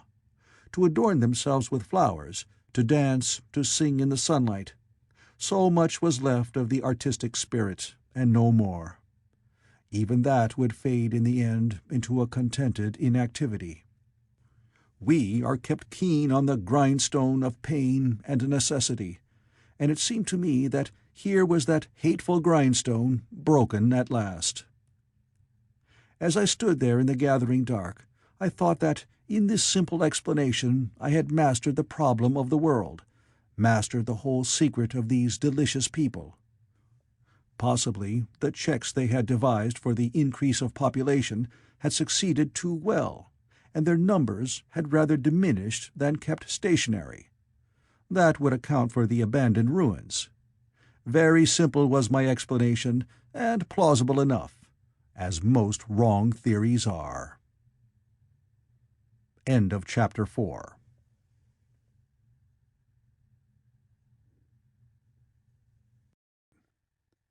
The Time Machine. Chapter 5. As I stood there musing over this too perfect triumph of man, the full moon, yellow and gibbous, came up out of an overflow of silver light in the northeast. The bright little figure ceased to move about below, a noiseless owl flitted by, and I shivered with the chill of the night. I determined to descend and find where I could sleep. I looked for the building I knew. Then my eye traveled along to the figure of the white sphinx upon the pedestal of bronze, growing distinct as the light of the rising moon grew brighter. I could see the silver birch against it. There was the tangle of rhododendron bushes, black in the pale light, and there was the little lawn. I looked at the lawn again. A queer doubt chilled my complacency. No, said I stoutly to myself, that was not the lawn. But it was the lawn, for the white leprous face of the Sphinx was towards it. Can you imagine what I felt as this conviction came home to me? But you cannot. The time machine was gone. At once, like a lash across the face, came the possibility of losing my own age, of being left helpless in this strange new world. The bare thought of it was an actual physical sensation. I could feel it grip me at the throat and stop my breathing.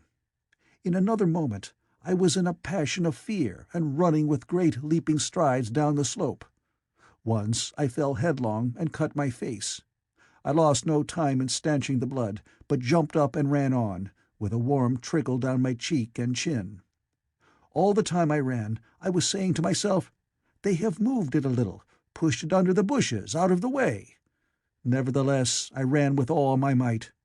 All the time, with the certainty that sometimes comes with excessive dread, I knew that such assurance was folly, knew instinctively that the machine was removed out of my reach. My breath came with pain. I suppose I covered the whole distance from the hill crest to the little lawn, 2 miles perhaps, in 10 minutes. And I am not a young man. I cursed aloud as I ran, at my confident folly in leaving the machine, wasting good breath thereby. I cried aloud, and none answered. Not a creature seemed to be stirring in the moonlit world. When I reached the lawn, my worst fears were realized. Not a trace of the thing was to be seen. I felt faint and cold when I faced the empty space among the black tangle of bushes. I ran round it furiously, as if the thing might be hidden in a corner, and then stopped abruptly, with my hands clutching my hair. Above me towered the Sphinx, upon the bronze pedestal, white, shining, leprous in the light of the rising moon. It seemed to smile in mockery of my dismay. I might have consoled myself by imagining the little people had put the mechanism in some shelter for me, had I not felt assured of their physical and intellectual inadequacy. That is what dismayed me, the sense of some hitherto unsuspected power, through whose intervention my invention had vanished. Yet, for one thing, I felt assured. Unless some other age had produced its exact duplicate, the machine could not have moved in time. The attachment of the levers—I will show you the method later—prevented anyone from tampering with it in that way when they were removed. It had moved and was hid only in space. But then where could it be? I think I must have had a kind of frenzy. I remember running violently in and out among the moonlit bushes all round the Sphinx, and startling some white animal that in the dim light I took for a small deer. I remember, too, late that night, beating the bushes with my clenched fist until my knuckles were gashed and bleeding from the broken twigs. Then, sobbing and raving in my anguish of mind, I went down to the great building of stone. The big hall was dark, silent, and deserted. I slipped on the uneven floor and fell over one of the malachite tables, almost breaking my shin. I lit a match and went on past the dusty curtains of which I have told you. Then I found a second great hall covered with cushions, upon which, perhaps, a score or so of the little people were sleeping. I have no doubt they found my second appearance strange enough, coming suddenly out of the quiet darkness with inarticulate noises and the splutter and flare of a match. For they had forgotten about matches. "Where is my time machine?" I began, bawling like an angry child, laying hands upon them and shaking them up together. I must have been very queer to them. Some laughed.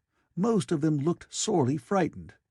When I saw them standing round me, it came into my head that I was doing as foolish a thing as it was possible for me to do under the circumstances, in trying to revive the sensation of fear. For, reasoning from their daylight behavior, I thought that fear must be forgotten. Abruptly I dashed down the match, and knocking one of the people over in my course, went blundering across the big dining hall again, out under the moonlight. I heard cries of terror, and their little feet running and stumbling this way and that. I do not remember all I did as the moon crept up the sky.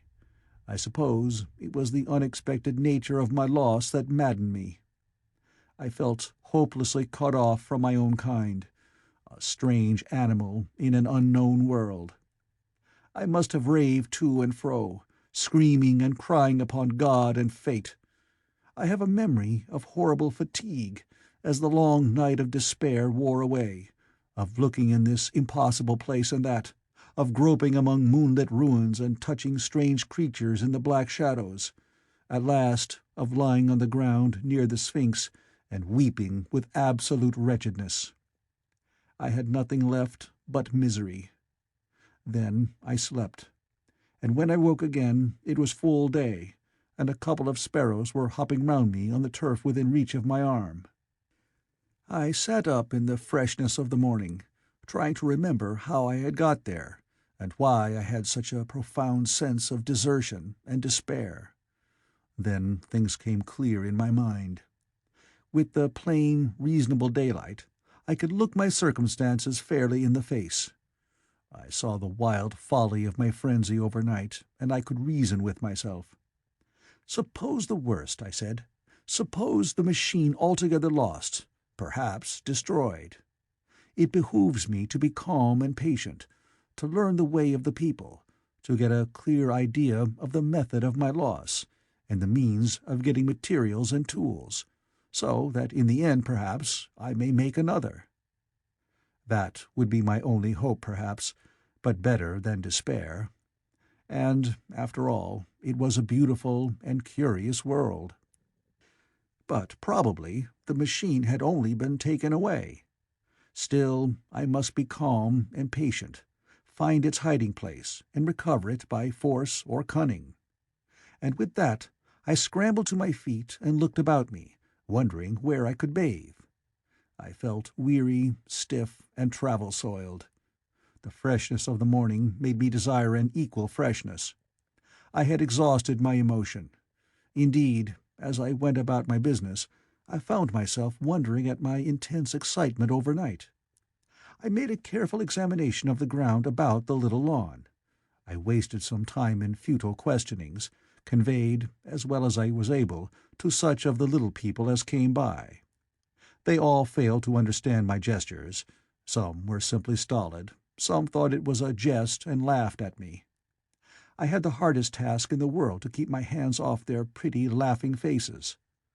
It was a foolish impulse, but the devil begotten of fear and blind anger was ill-curbed and still eager to take advantage of my perplexity.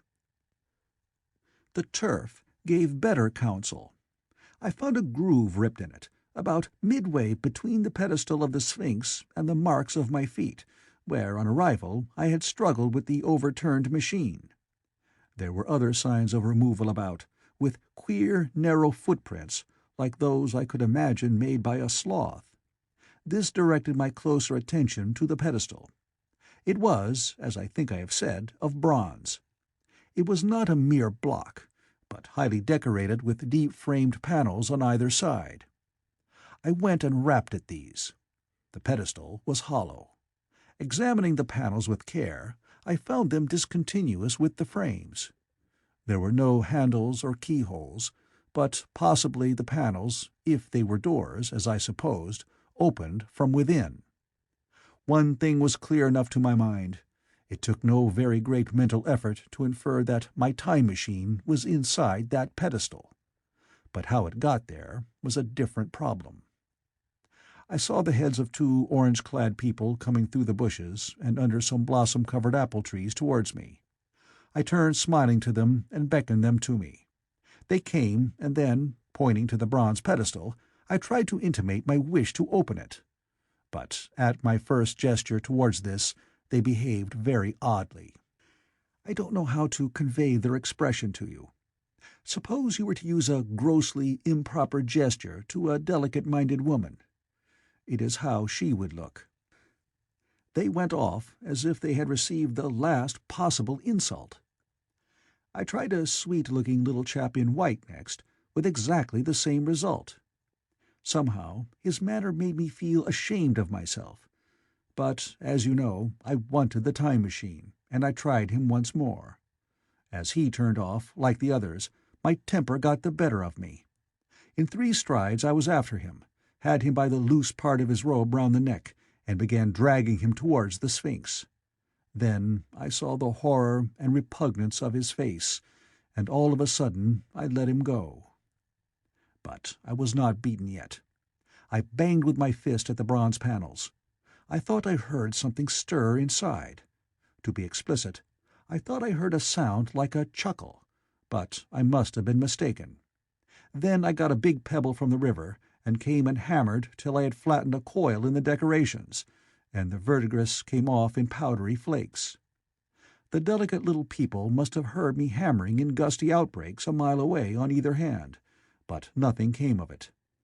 I saw a crowd of them upon the slopes, looking furtively at me. At last, hot and tired, I sat down to watch the place. But I was too restless to watch long. I am too occidental for a long vigil. I could work at a problem for years, but to wait inactive for 24 hours, that is another matter. I got up after a time and began walking aimlessly through the bushes towards the hill again. "Patience," said I to myself. "If you want your machine again, you must leave that Sphinx alone. If they mean to take your machine away, it's little good your wrecking their bronze panels, and if they don't, you will get it back as soon as you can ask for it. To sit among all those unknown things before a puzzle like that is hopeless. That way lies monomania. Face this world, learn its ways, watch it, be careful of too hasty guesses at its meaning. In the end, you will find clues to it all." Then, suddenly, the humor of the situation came into my mind. The thought of the years I had spent in study and toil to get into the future age, and now my passion of anxiety to get out of it. I had made myself the most complicated and the most hopeless trap that ever a man devised. Although it was at my own expense, I could not help myself. I laughed aloud. Going through the big palace, it seemed to me that the little people avoided me. It may have been my fancy, or it may have had something to do with my hammering at the gates of bronze. Yet I felt tolerably sure of the avoidance. I was careful, however, to show no concern, and to abstain from any pursuit of them, and in the course of a day or two things got back to the old footing. I made what progress I could in the language, and in addition I pushed my explorations here and there. Either I missed some subtle point, or their language was excessively simple, almost exclusively composed of concrete substantives and verbs. There seemed to be few, if any, abstract terms, or little use of figurative language. Their sentences were usually simple and of 2 words, and I failed to convey or understand any but the simplest propositions. I determined to put the thought of my time machine and the mystery of the bronze doors under the Sphinx as much as possible in a corner of memory, until my growing knowledge would lead me back to them in a natural way. Yet a certain feeling, you may understand, tethered me in a circle of a few miles round the point of my arrival. So far as I could see, all the world displayed the same exuberant richness as the Thames Valley. From every hill I climbed, I saw the same abundance of splendid buildings, endlessly varied in material and style, the same clustering thickets of evergreens, the same blossom-laden trees and tree-ferns.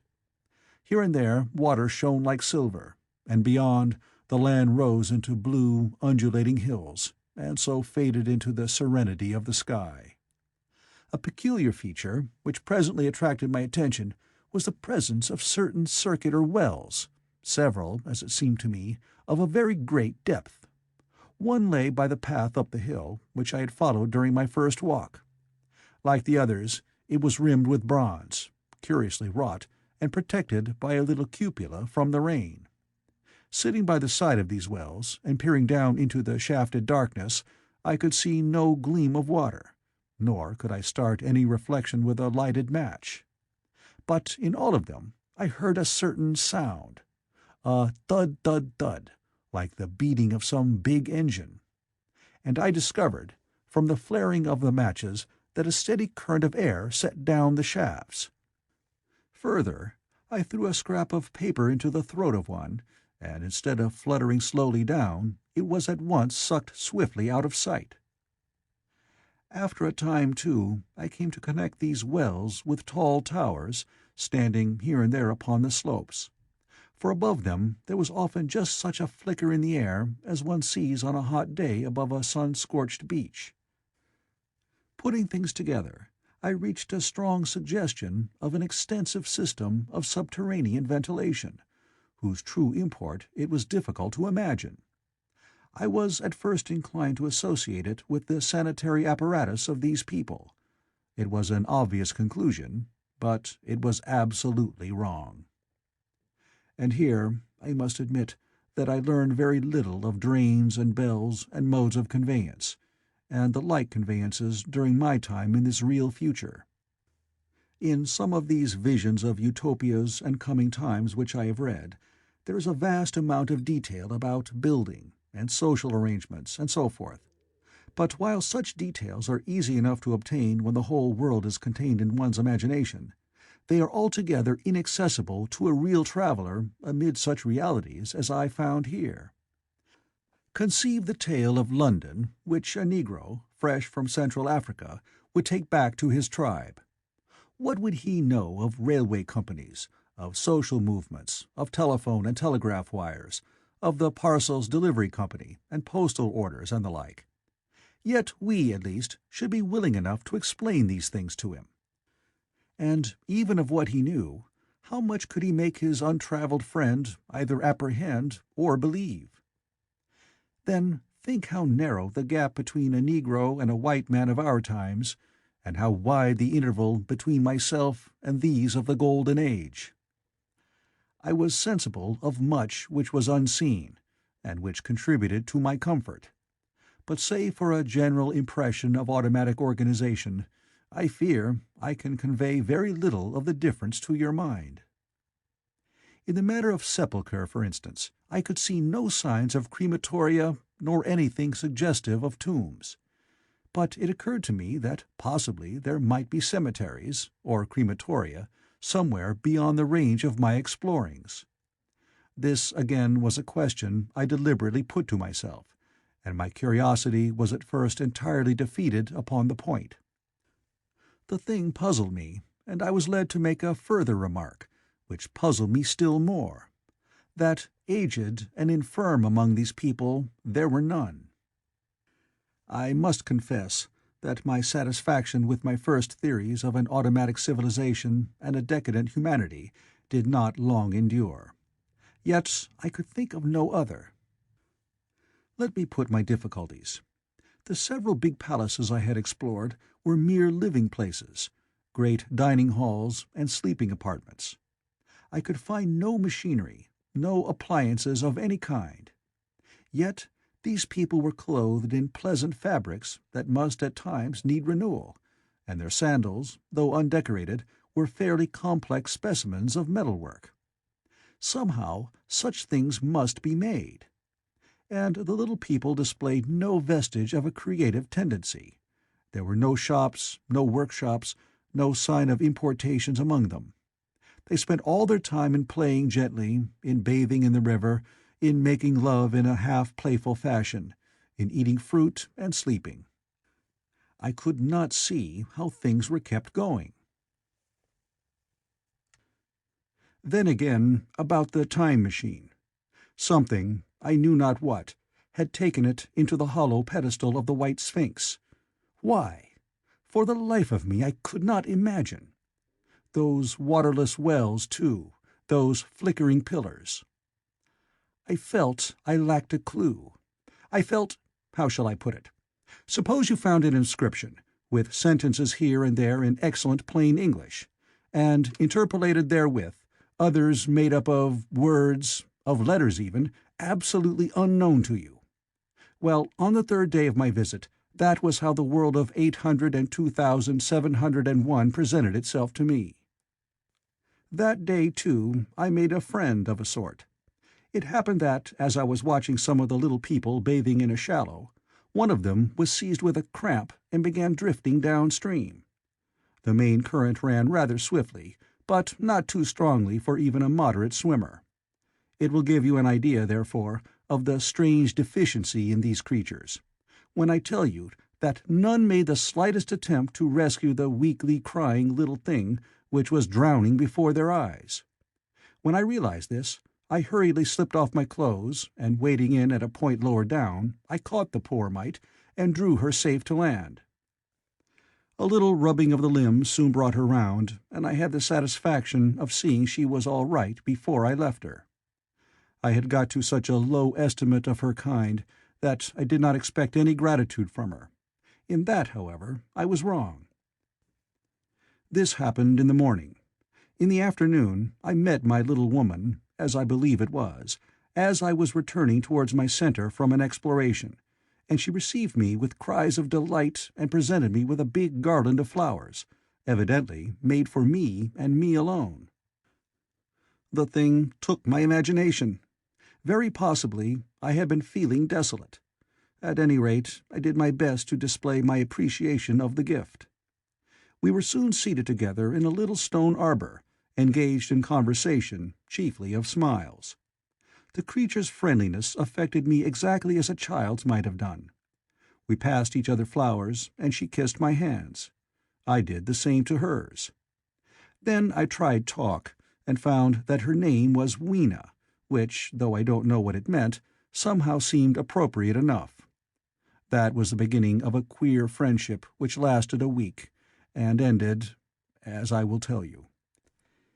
She was exactly like a child. She wanted to be with me always. She tried to follow me everywhere, and on my next journey out and about, it went to my heart to tire her down and leave her at last, exhausted, and calling after me rather plaintively. But the problems of the world had to be mastered. I had not, I said to myself, come into the future to carry on a miniature flirtation. Yet her distress when I left her was very great. Her expostulations at the parting were sometimes frantic, and I think, altogether, I had as much trouble as comfort from her devotion. Nevertheless, she was, somehow, a great comfort. I thought it was mere childish affection that made her cling to me. Until it was too late, I did not clearly know what I had inflicted upon her when I left her. Nor, until it was too late, did I clearly understand what she was to me. For, by merely seeming fond of me, and showing in her weak, futile way that she cared for me, the little doll of a creature presently gave my return to the neighbourhood of the White Sphinx almost the feeling of coming home. And I would watch for her tiny figure of white and gold so soon as I came over the hill. It was from her, too, that I learned that fear had not yet left the world. She was fearless enough in the daylight, and she had the oddest confidence in me. For once, in a foolish moment, I made threatening grimaces at her, and she simply laughed at them. But she dreaded the dark, dreaded shadows, dreaded black things. Darkness to her was the one thing dreadful. It was a singularly passionate emotion, and it set me thinking and observing. I discovered then, among other things, that these little people gathered into the great houses after dark, and slept in droves. To enter upon them without a light was to put them into a tumult of apprehension. I never found one out of doors, or one sleeping alone within doors, after dark. Yet I was still such a blockhead that I missed the lesson of that fear, and in spite of Weena's distress I insisted upon sleeping away from these slumbering multitudes.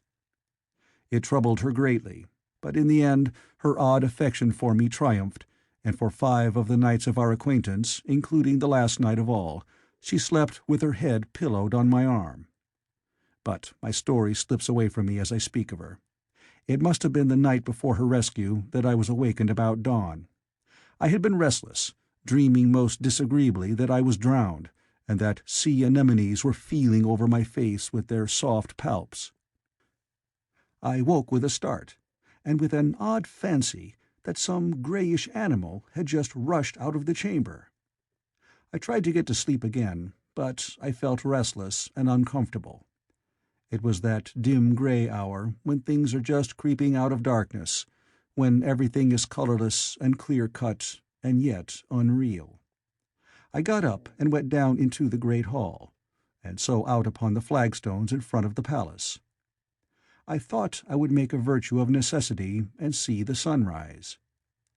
The moon was setting, and the dying moonlight and the first pallor of dawn were mingled in a ghastly half-light. The bushes were inky black, the ground a sombre grey, the sky colourless and cheerless. And up the hill I thought I could see ghosts. There were several times, as I scanned the slope, I saw white figures. Twice I fancied I saw a solitary white ape-like creature running rather quickly up the hill, and once near the ruins I saw a leash of them carrying some dark body. They moved hastily. I did not see what became of them. It seemed that they vanished among the bushes. The dawn was still indistinct, you must understand. I was feeling that chill, uncertain, early morning feeling you may have known. I doubted my eyes. As the eastern sky grew brighter, and the light of the day came on and its vivid colouring returned upon the world once more, I scanned the view keenly, but I saw no vestige of my white figures. They were mere creatures of the half-light. "They must have been ghosts," I said. "I wonder whence they dated." For a queer notion of Grant Allen's came into my head and amused me. If each generation die and leave ghosts, he argued, the world at last will get overcrowded with them. On that theory, they would have grown innumerable some 800,000 years since, and it was no great wonder to see 4 at once. But the jest was unsatisfying, and I was thinking of these figures all the morning, until Weena's rescue drove them out of my head. I associated them in some indefinite way with the white animal I had startled in my first passionate search for the time machine. But Weena was a pleasant substitute. Yet, all the same, they were soon destined to take far deadlier possession of my mind. I think I have said how much hotter than our own was the weather of this golden age. I cannot account for it. It may be that the sun was hotter, or the earth nearer the sun.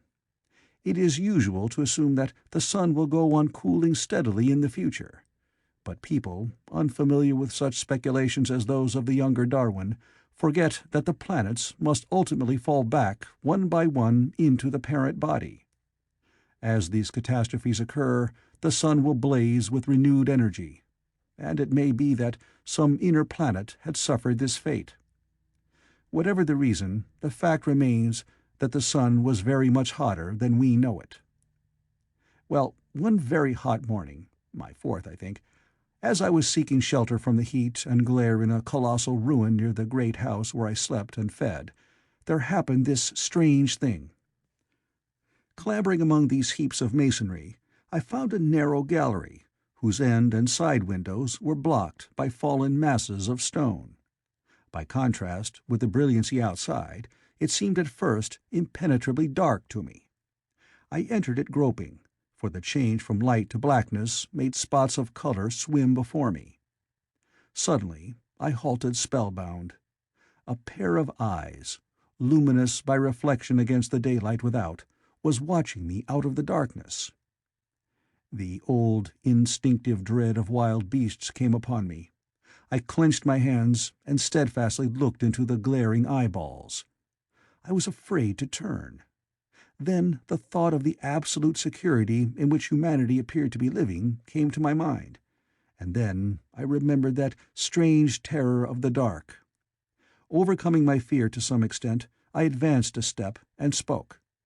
I will admit that my voice was harsh and ill-controlled. I put out my hand and touched something soft.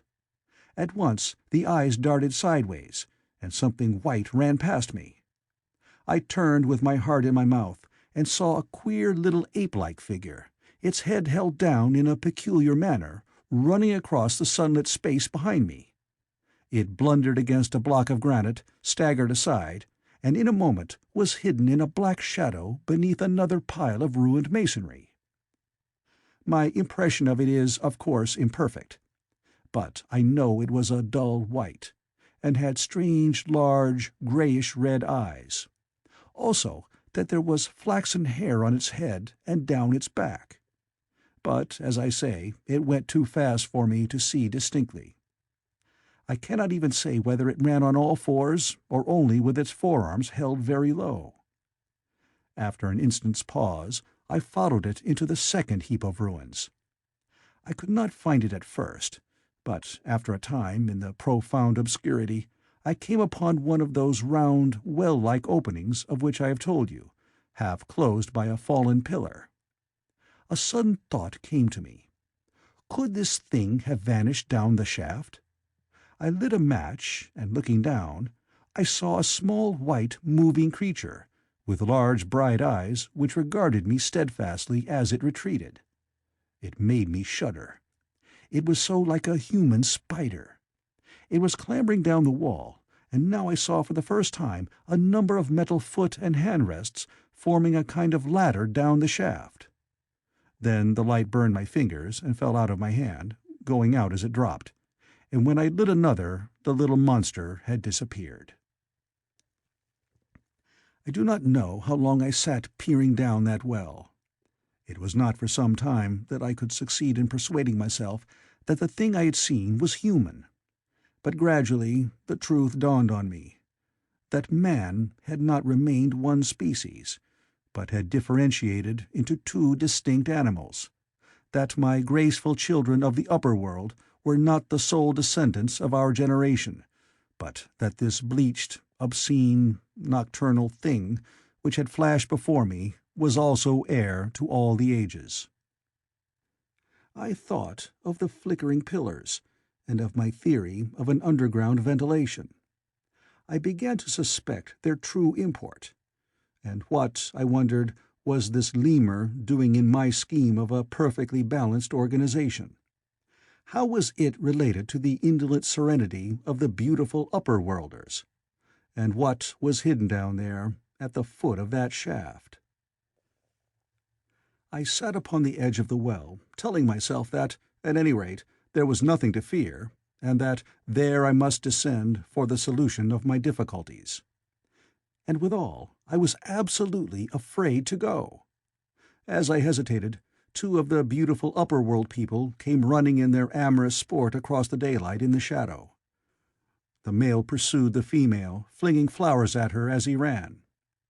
They seemed distressed to find me, my arm against the overturned pillar, peering down the well. Apparently it was considered bad form to remark these apertures, for when I pointed to this one, and tried to frame a question about it in their tongue, they were still more visibly distressed and turned away. But they were interested by my matches, and I struck some to amuse them. I tried them again about the well, and again I failed. So presently I left them, meaning to go back to Weena, and see what I could get from her. But my mind was already in revolution. My guesses and impressions were slipping and sliding to a new adjustment. I had now a clue to the import of these wells, to the ventilating towers, to the mystery of the ghosts, to say nothing of a hint at the meaning of the bronze gates and the fate of the time machine. And, very vaguely, there came a suggestion towards the solution of the economic problem that had puzzled me. Here was the new view. Plainly, this second species of man was subterranean. There were three circumstances in particular which made me think that its rare emergence above ground was the outcome of a long-continued underground habit. In the first place, there was the bleached look common in most animals that live largely in the dark, the white fish of the Kentucky caves, for instance. Then, those large eyes, with that capacity for reflecting light, are common features of nocturnal things, witness the owl and the cat. And last of all, that evident confusion in the sunshine, that hasty yet fumbling awkward flight towards dark shadow, and that peculiar carriage of the head while in the light, all reinforced the theory of an extreme sensitiveness of the retina. Beneath my feet, then, the earth must be tunneled enormously, and these tunnelings were the habitats of the new race. The presence of ventilating shafts and wells along the hill slopes, everywhere in fact except along the river valley, showed how universal were its ramifications. What so natural, then, as to assume that it was in this artificial underworld that such work as was necessary to the comfort of the daylight race was done? The notion was so plausible that I at once accepted it, and went on to assume the how of this splitting of the human species. I dare say you will anticipate the shape of my theory, though, for myself, I very soon felt that it fell far short of the truth.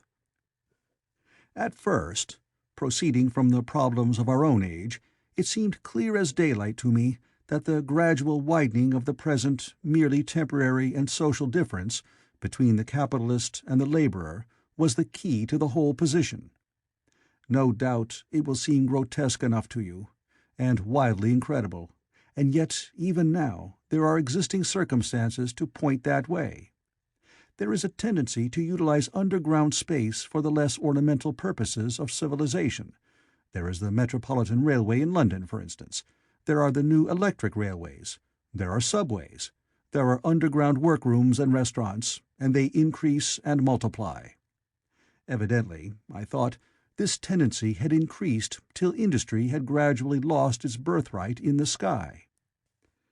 I mean that it had gone deeper and deeper into larger and ever larger underground factories, spending a still increasing amount of its time therein, till, in the end— Even now, does not an East End worker live in such artificial conditions as practically to be cut off from the natural surface of the earth? Again, the exclusive tendency of richer people, due, no doubt, to the increasing refinement of their education and the widening gulf between them and the rude violence of the poor, is already leading to the closing, in their interest, of considerable portions of the surface of the land. About London, for instance, perhaps half the prettier country is shut in against intrusion. And this same widening gulf, which is due to the length and expense of the higher educational process and the increased facilities for and temptations towards refined habits on the part of the rich, will make that exchange between class and class, that promotion by intermarriage, which at present retards the splitting of our species along lines of social stratification, less and less frequent. So, in the end, above ground you must have the haves, pursuing pleasure and comfort and beauty, and below ground the have-nots, the workers getting continually adapted to the conditions of their labor. Once they were there, they would no doubt have to pay rent, and not a little of it, for the ventilation of their caverns, and if they refused, they would starve or be suffocated for arrears. Such of them as were so constituted as to be miserable and rebellious would die, and in the end, the balance being permanent, the survivors would become as well adapted to the conditions of underground life, and as happy in their way, as the upper-world people were to theirs. As it seemed to me, the refined beauty and the etiolated pallor followed naturally enough. The great triumph of humanity I had dreamed of took a different shape in my mind. It had been no such triumph of moral education and general cooperation as I had imagined. Instead, I saw a real aristocracy, armed with a perfected science and working to a logical conclusion the industrial system of today. Its triumph had not been simply a triumph over nature, but a triumph over nature and the fellow man. This, I must warn you, was my theory at the time. I had no convenient cicerone in the pattern of the utopian books. My explanation may be absolutely wrong. I still think it is the most plausible one. But even on this supposition, the balanced civilization that was at least attained must have long since passed its zenith, and was now far fallen into decay. The too perfect security of the upper-worlders had led them to a slow movement of degeneration, to a general dwindling in size, strength, and intelligence. That I could see clearly enough already.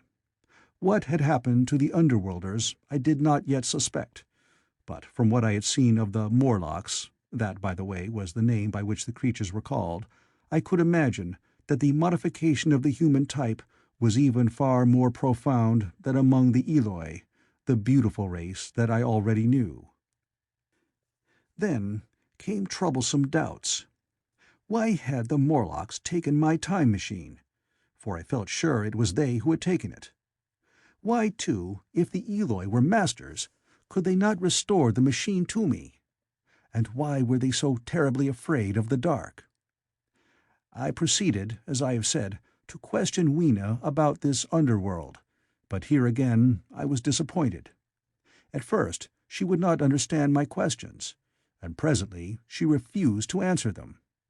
She shivered as though the topic was unendurable, and when I pressed her, perhaps a little harshly, she burst into tears. They were the only tears, except my own, I ever saw in that golden age. When I saw them, I ceased abruptly to trouble about the Morlocks, and was only concerned in banishing these signs of the human inheritance from Weena's eyes. And very soon she was smiling and clapping her hands, while I solemnly burned a match. End of Chapter 5.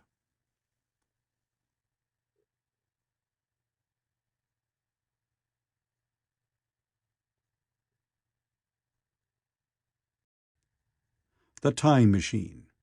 Chapter 6.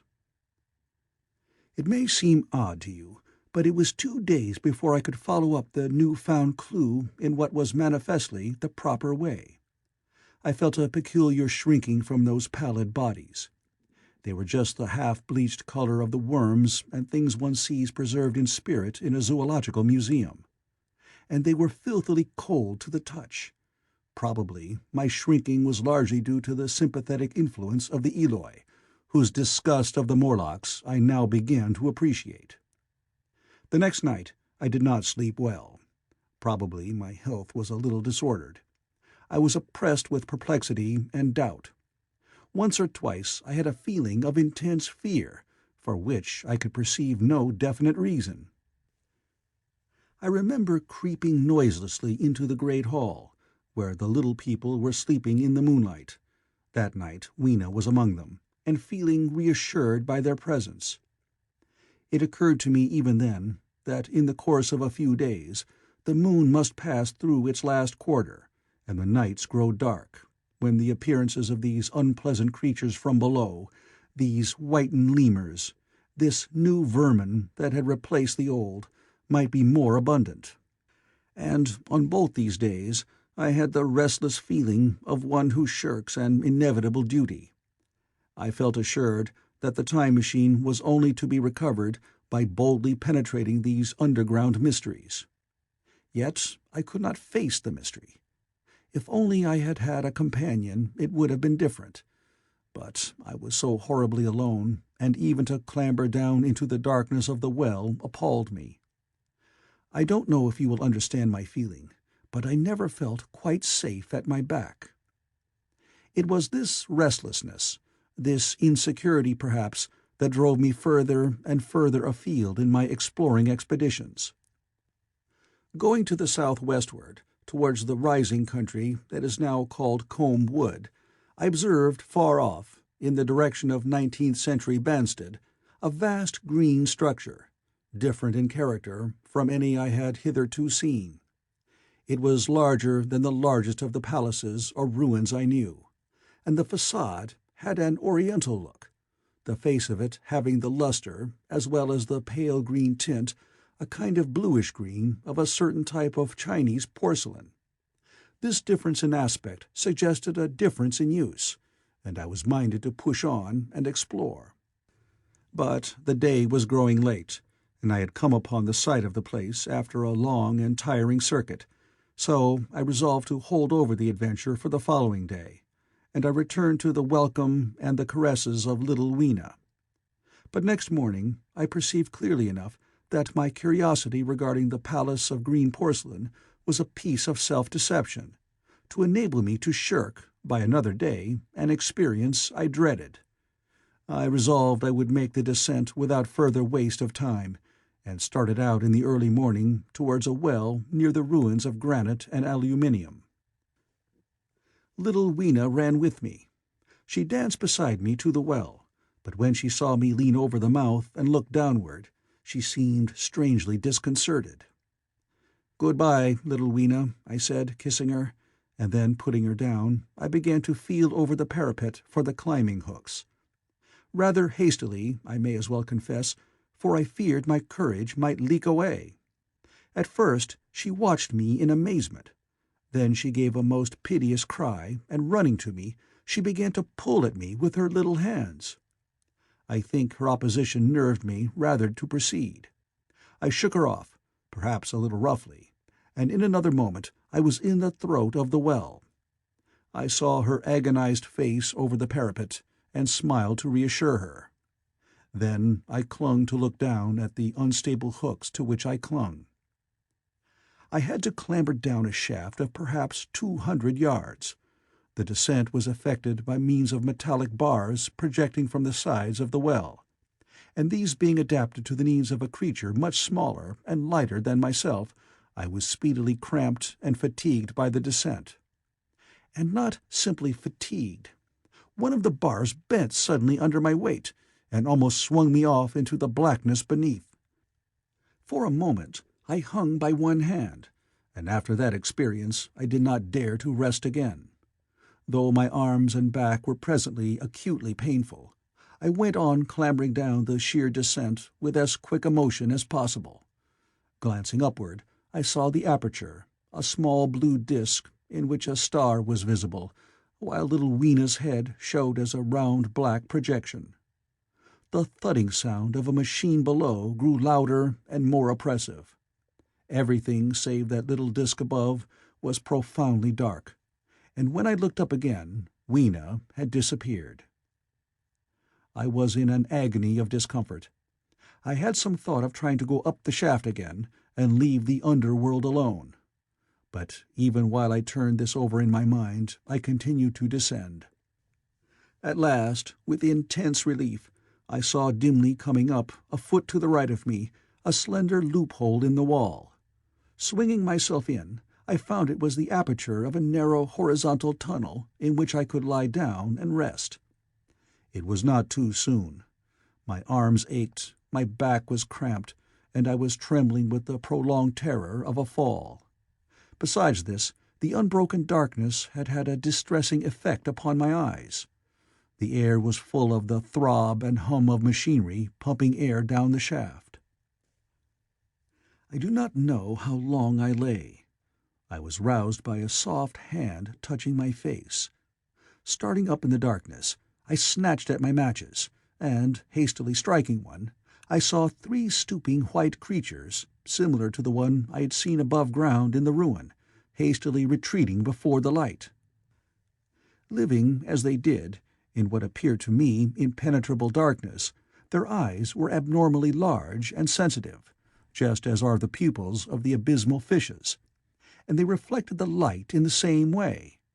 I have no doubt they could see me in that rayless obscurity, and they did not seem to have any fear of me apart from the light. But so soon as I struck a match in order to see them, they fled incontinently, vanishing into dark gutters and tunnels, from which their eyes glared at me in the strangest fashion.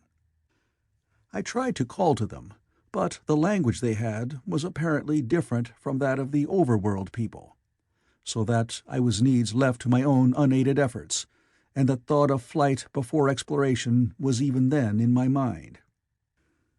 But I said to myself, "You are in for it now," and feeling my way along the tunnel, I found the noise of machinery grow louder. Presently the walls fell away from me, and I came into a large open space, and striking another match, saw that I had entered a vast arched cavern, which stretched into utter darkness beyond the range of my light. The view I had of it was as much as one could see in the burning of a match. Necessarily, my memory is vague. Great shapes, like big machines, rose out of the dimness, and cast grotesque black shadows, in which dim spectral Morlocks sheltered from the glare. The place, by the by, was very stuffy and oppressive, and a faint halitus of freshly shed blood was in the air. Some way down the central vista was a little table of white metal, laid with what seemed a meal. The Morlocks, at any rate, were carnivorous. Even at the time, I remember wondering what large animal could have survived to furnish the red joint I saw. It was all very indistinct. The heavy smell, the big, unmeaning shapes, the obscene figures lurking in the shadows, and only waiting for the darkness to come at me again. Then the match burned down and stung my fingers and fell, a wriggling red spot in the blackness. I have thought since how particularly ill-equipped I was for such an experience. When I had started with the time machine, I had started with the absurd assumption that the men of the future would certainly be infinitely ahead of ourselves in all their appliances. I had come without arms, without medicine, without anything to smoke. At times I missed tobacco frightfully. Even without enough matches. If only I had thought of a kodak, I could have flashed that glimpse of the underworld in a second, and examined it at leisure. But, as it was, I stood there with only the weapons and the powers that nature had endowed me with, hands, feet, and teeth, these, and 4 safety matches that still remained to me. I was afraid to push my way in among all this machinery in the dark, and it was only with my last glimpse of light I discovered that my store of matches had run low. It had never occurred to me until that moment that there was any need to economize them, and I had wasted almost half the box in astonishing the upper-worlders, to whom fire was a novelty.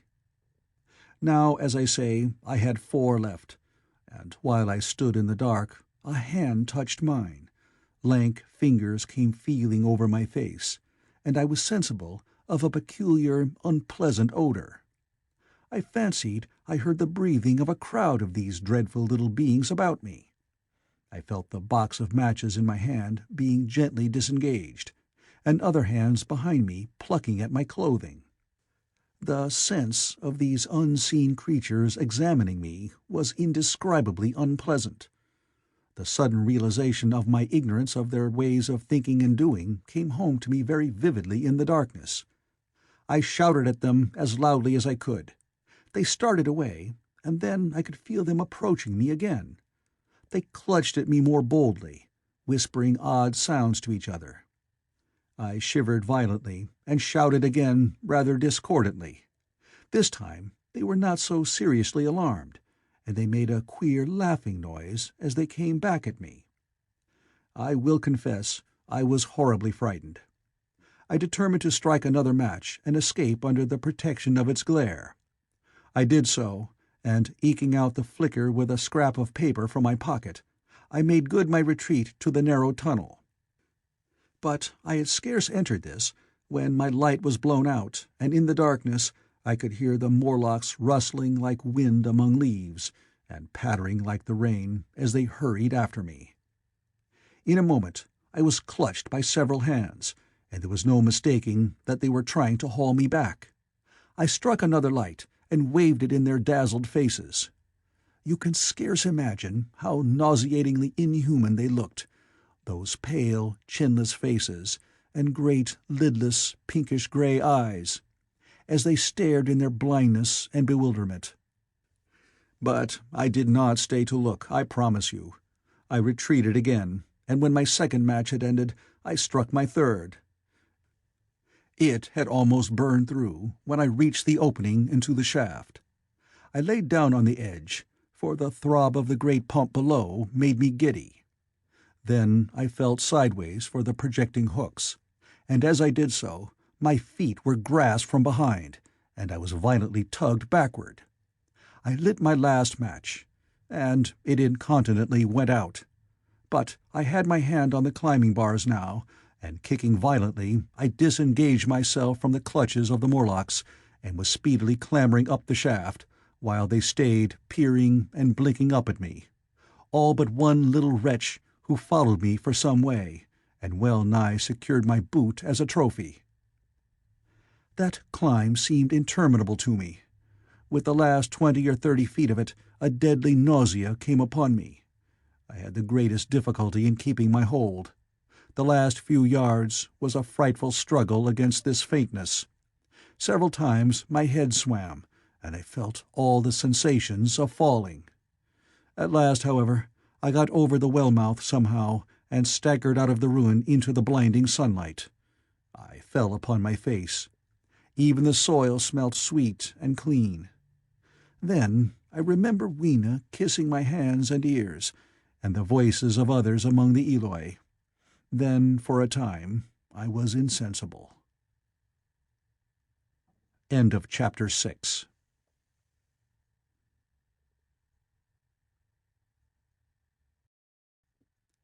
The Time Machine. Chapter 7. Now, indeed, I seemed in a worse case than before. Hitherto, except during my night's anguish at the loss of the time machine, I had felt a sustaining hope of ultimate escape, but that hope was staggered by these new discoveries. Hitherto, I had merely thought myself impeded by the childish simplicity of the little people, and by some unknown forces, which I had only to understand to overcome. But there was an altogether new element in the sickening quality of the Morlocks, a something inhuman and malign. Instinctively, I loathed them. Before, I had felt as a man might feel who had fallen into a pit. My concern was with the pit and how to get out of it. Now I felt like a beast in a trap, whose enemy would come upon him soon. The enemy I dreaded may surprise you. It was the darkness of the new moon. Weena had put this into my head by some at first incomprehensible remarks about the dark nights. It was not now such a very difficult problem to guess what the coming of dark nights might mean. The moon was on the wane. Each night there was a longer interval of darkness.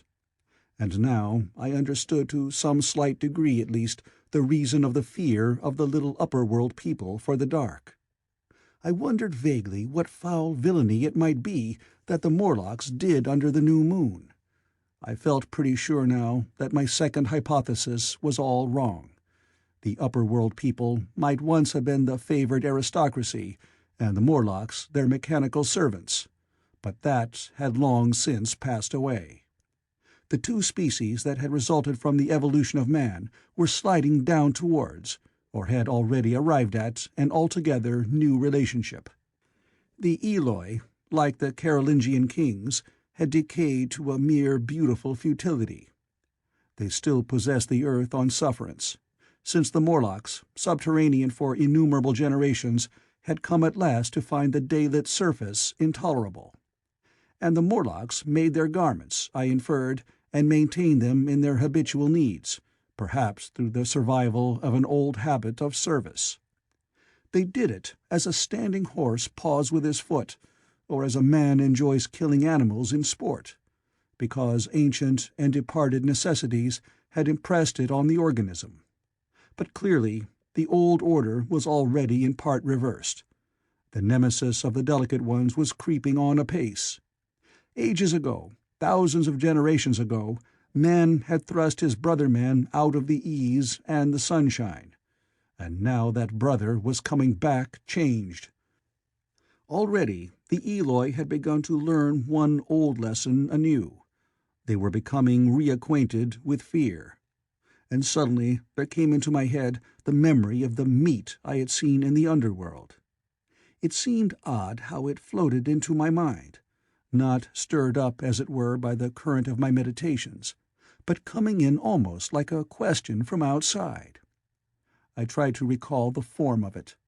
I had a vague sense of something familiar, but I could not tell what it was at the time. Still, however helpless the little people in the presence of their mysterious fear, I was differently constituted. I came out of this age of ours, this ripe prime of the human race, when fear does not paralyze and mystery has lost its terrors. I, at least, would defend myself. Without further delay, I determined to make myself arms and a fastness where I might sleep. With that refuge as a base, I could face this strange world with some of that confidence I had lost in realizing to what creatures night by night I lay exposed. I felt I could never sleep again until my bed was secure from them. I shuddered with horror to think how they must already have examined me. I wandered during the afternoon along the valley of the Thames, but found nothing that commended itself to my mind as inaccessible. All the buildings and trees seemed easily practical to such dexterous climbers as the Morlocks, to judge by their wells, must be. Then the tall pinnacles of the Palace of Green Porcelain and the polished gleam of its walls came back to my memory, and in the evening, taking Weena like a child upon my shoulder, I went up the hills towards the southwest. The distance, I had reckoned, was 7 or 8 miles, but it must have been nearer 18. I had first seen the place on a moist afternoon, when distances are deceptively diminished. In addition, the heel of one of my shoes was loose, and a nail was working through the sole. They were comfortable old shoes I wore about indoors, so that I was lame. And it was already long past sunset when I came in sight of the palace, silhouetted black against the pale yellow of the sky. Weena had been hugely delighted when I began to carry her, but after a while she desired me to let her down and ran along by the side of me, occasionally darting off on either hand to pick flowers to stick in my pockets. My pockets had always puzzled Weena, but at the last she had concluded that they were an eccentric kind of vase for floral decoration. At least she utilized them for that purpose. And that reminds me, in changing my jacket, I found— The time-traveler paused, put his hand into his pocket, and silently placed 2 withered flowers, not unlike very large white mallows, upon the little table. Then he resumed his narrative. As the hush of the evening crept over the world, and we proceeded over the hill crest towards Wimbledon, Weena grew tired and wanted to return to the house of grey stone. But I pointed out the distant pinnacles of the Palace of Green Porcelain to her, and contrived to make her understand that we were seeking a refuge there from her fear. You know that great pause that comes upon things before the dusk? Even the breeze stops in the trees. To me, there is always an air of expectation about that evening stillness. The sky was clear, remote, and empty, save for a few horizontal bars far down in the sunset. Well, that night, the expectation took the color of my fears. In that darkling calm, my senses seemed preternaturally sharpened. I fancied I could even feel the hollowness of the ground beneath my feet, could, indeed, almost see through it the Morlocks on their ant-hill, going hither and thither and waiting for the dark. In my excitement, I fancied that they would receive my invasion of their burrows as a declaration of war. And why had they taken my time machine? So we went on in the quiet, and the twilight deepened into night. The clear blue of the distance faded, and one star after another came out. The ground grew dim and the trees black. Weena's fears and her fatigue grew upon her. I took her in my arms and talked to her and caressed her. Then, as the darkness grew deeper, she put her arms round my neck, and closing her eyes, tightly pressed her face against my shoulder. So we went down a long slope into a valley, and there, in the dimness, I almost walked into a little river. This I waded, and went up on the opposite side of the valley, past a number of sleeping houses, and by a statue, a faun or some such figure, minus the head. Here, too, were acacias. So far I had seen nothing of the Morlocks, but it was yet early in the night, and the darker hours before the old moon rose were still to come. From the brow of the next hill I saw a thick wood spreading wide and black before me. I hesitated at this. I could see no end to it, either to the right or the left. Feeling tired, my feet in particular were very sore, I carefully lowered Weena from my shoulder as I halted, and sat down upon the turf. I could no longer see the palace of green porcelain, and I was in doubt of my direction. I looked into the thickness of the wood, and thought of what it might hide. Under that dense tangle of branches one would be out of sight of the stars. Even were there no other lurking danger, a danger I did not care to let my imagination loose upon, there would still be all the roots to stumble over and the tree boles to strike against. I was very tired, too, after the excitements of the day, so I decided that I would not face it, but would pass the night upon the open hill. Weena, I was glad to find, was fast asleep. I carefully wrapped her in my jacket and sat down beside her to wait for the moonrise. The hillside was quiet and deserted, but from the black of the wood there came now and then a stir of living things. Above me shone the stars, for the night was very clear. I felt a certain sense of friendly comfort in their twinkling. All the old constellations had gone from the sky, however. That slow movement which is imperceptible in 100 human lifetimes had long since rearranged them in unfamiliar groupings. But the Milky Way, it seemed to me, was still the same tattered streamer of stardust as of yore. Southward, as I judged it, was a very bright red star that was new to me. It was even more splendid than our own green Sirius. And amid all these scintillating points of light, one bright planet shone kindly and steadily, like the face of an old friend. Looking at these stars suddenly dwarfed my own troubles and all the gravities of terrestrial life. I thought of their unfathomable distance, and the slow, inevitable drift of their movements out of the unknown past into the unknown future. I thought of the great precessional cycle that the pole of the earth describes.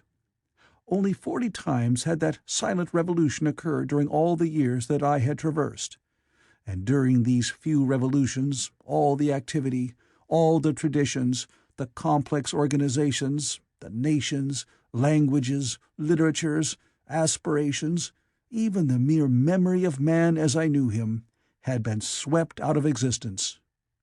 Instead were these frail creatures, who had forgotten their high ancestry, and the white things of which I went in terror. Then I thought of the great fear that was between the two species, and for the first time, with a sudden shiver, came the clear knowledge of what the meat I had seen might be. Yet it was too horrible. I looked at little Weena sleeping beside me, her face white and star-like under the stars, and forthwith dismissed the thought. Through that long night I held my mind off the Morlocks as well as I could, and whiled away the time by trying to fancy I could find signs of the old constellations in the new confusion. The sky kept very clear, except for a hazy cloud or so. No doubt I dozed at times. Then, as my vigil wore on, came a faintness in the eastward sky, like the reflection of some colourless fire, and the old moon rose, thin and peaked and white. And close behind, and overtaking it, and overflowing it, the dawn came, pale at first, and then growing pink and warm. No Morlocks had approached us. Indeed, I had seen none upon the hill that night. and in the confidence of renewed day, it almost seemed to me that my fear had been unreasonable. I stood up and found my foot with the loose heel swollen at the ankle and painful under the heel, so I sat down again, took off my shoes, and flung them away. I awakened Weena, and we went down into the wood, now green and pleasant, instead of black and forbidding. We found some fruit wherewith to break our fast. We soon met others of the dainty ones, laughing and dancing in the sunlight, as though there were no such thing in nature as the night. And then I thought once more of the meat I had seen. I felt assured now of what it was, and from the bottom of my heart I pitied this last feeble rill from the great flood of humanity. Clearly, at some time in the long ago of human decay, the Morlocks' food had run short. Possibly they had lived on rats and such-like vermin. Even now, man is far less discriminating and exclusive in his food than he was, far less than any monkey. His prejudice against human flesh is no deep-seated instinct. And so, these inhuman sons of men— I tried to look at the thing in a scientific spirit. After all, they were less human and more remote than our cannibal ancestors of 3,000 or 4,000 years ago. And the intelligence that would have made this state of things a torment had gone. Why should I trouble myself? These Eloi were mere fatted cattle, which the ant-like Morlocks preserved and preyed upon, probably saw to the breeding of. And there was Weena dancing at my side. Then I tried to preserve myself from the horror that was coming upon me, by regarding it as a rigorous punishment of human selfishness. Man had been content to live in ease and delight upon the labors of his fellow man, had taken necessity as his watchword and excuse, and in the fullness of time necessity had come home to him. I even tried a Carlyle-like scorn of this wretched aristocracy in decay, but this attitude of mind was impossible. However great their intellectual degradation, the Eloi had kept too much of the human form not to claim my sympathy, and to make me perforce a sharer in their degradation and their fear. I had at that time very vague ideas as to the course I should pursue. My first was to secure some safe place of refuge, and to make myself such arms of metal or stone as I could contrive. That necessity was immediate. In the next place, I hoped to procure some means of fire, so that I should have the weapon of a torch at hand, for nothing, I knew, would be more efficient against these Morlocks. Then I wanted to arrange some contrivance to break open the doors of bronze under the White Sphinx. I had in mind a battering ram. I had a persuasion that if I could enter those doors and carry a blaze of light before me, I should discover the time machine and escape. I could not imagine the Morlocks were strong enough to move it far away. Weena I had resolved to bring with me to our own time, and, turning such schemes over in my mind, I pursued our way towards the building which my fancy had chosen as our dwelling. End of Chapter 7.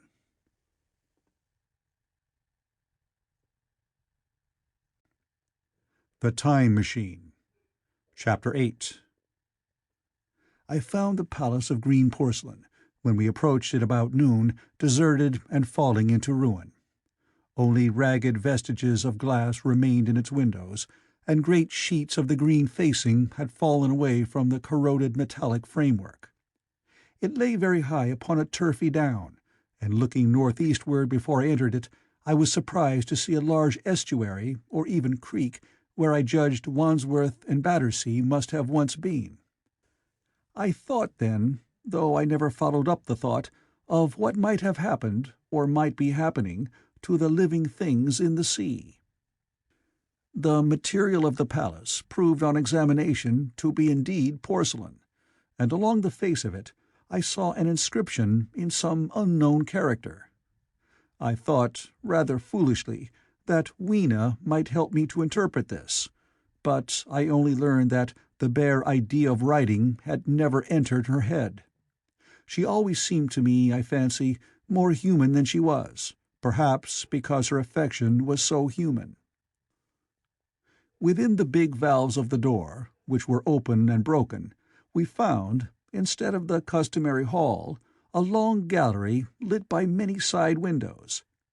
At the first glance I was reminded of a museum. The tiled floor was thick with dust, and a remarkable array of miscellaneous objects was shrouded in the same grey covering.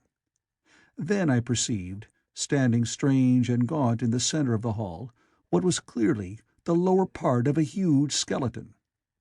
I recognized by the oblique feet that it was some extinct creature after the fashion of the megatherium. The skull and upper bones lay beside it in the thick dust, and in one place, where rain-water had dropped through a leak in the roof, the thing itself had been worn away. Further in the gallery was the huge skeleton barrel of a brontosaurus. My museum hypothesis was confirmed. Going towards the side, I found what appeared to be sloping shelves, and clearing away the thick dust, I found the old familiar glass cases of our own time. But they must have been air-tight, to judge from the fair preservation of some of their contents. Clearly, we stood among the ruins of some latter-day South Kensington. Here, apparently, was the paleontological section, and a very splendid array of fossils it must have been, though the inevitable process of decay that had been staved off for a time, and had, through the extinction of bacteria and fungi, lost 99/100ths of its force, was nevertheless with extreme sureness, if with extreme slowness, at work again upon all its treasures. Here and there I found traces of the little people in the shape of rare fossils broken to pieces, or threaded in strings upon reeds. And the cases had in some instances been bodily removed, by the Morlocks as I judged.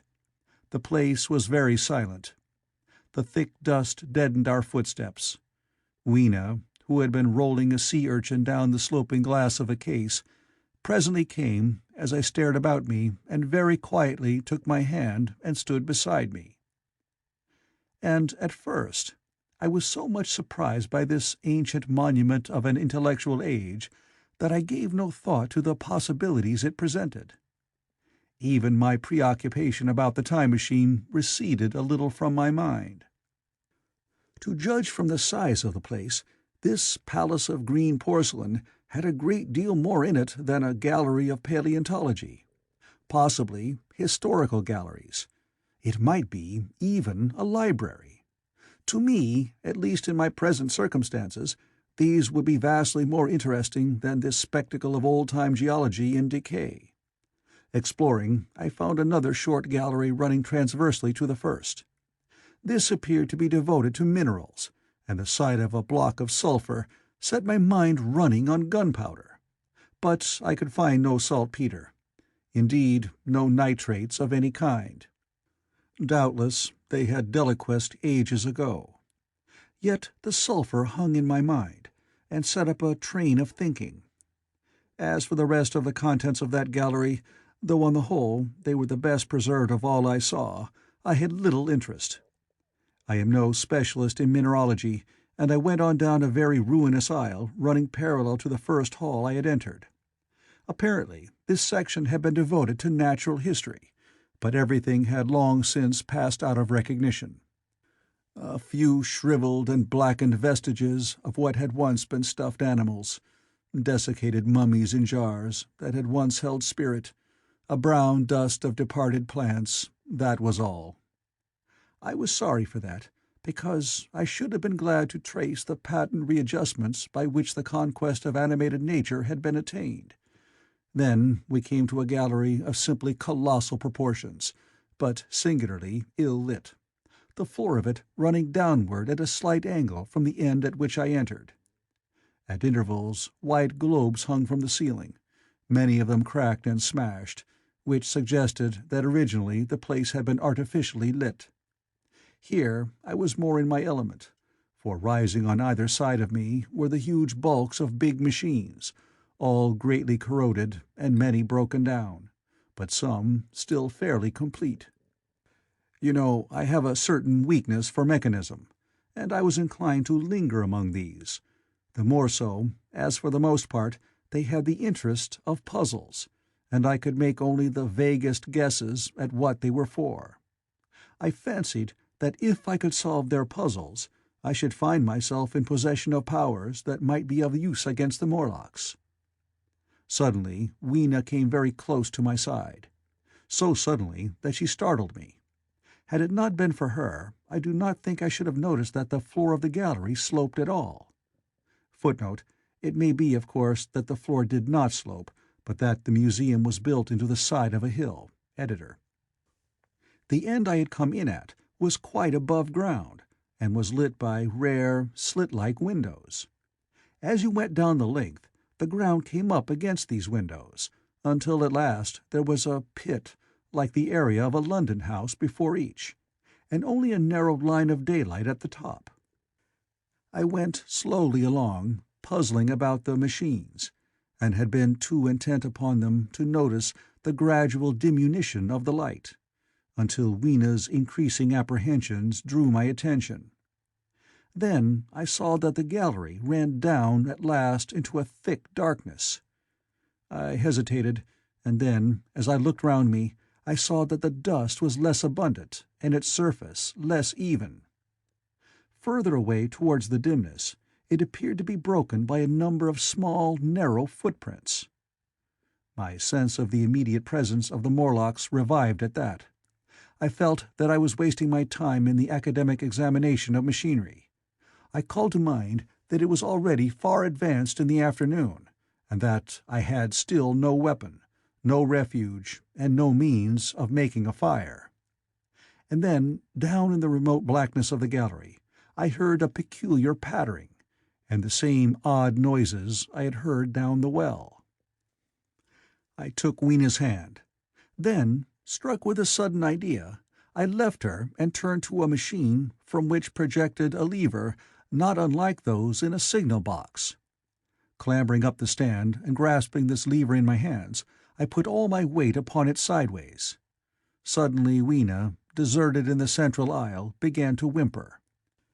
I had judged the strength of the lever pretty correctly, for it snapped after a minute's strain, and I rejoined her with a mace in my hand, more than sufficient, I judged, for any Morlock's skull I might encounter.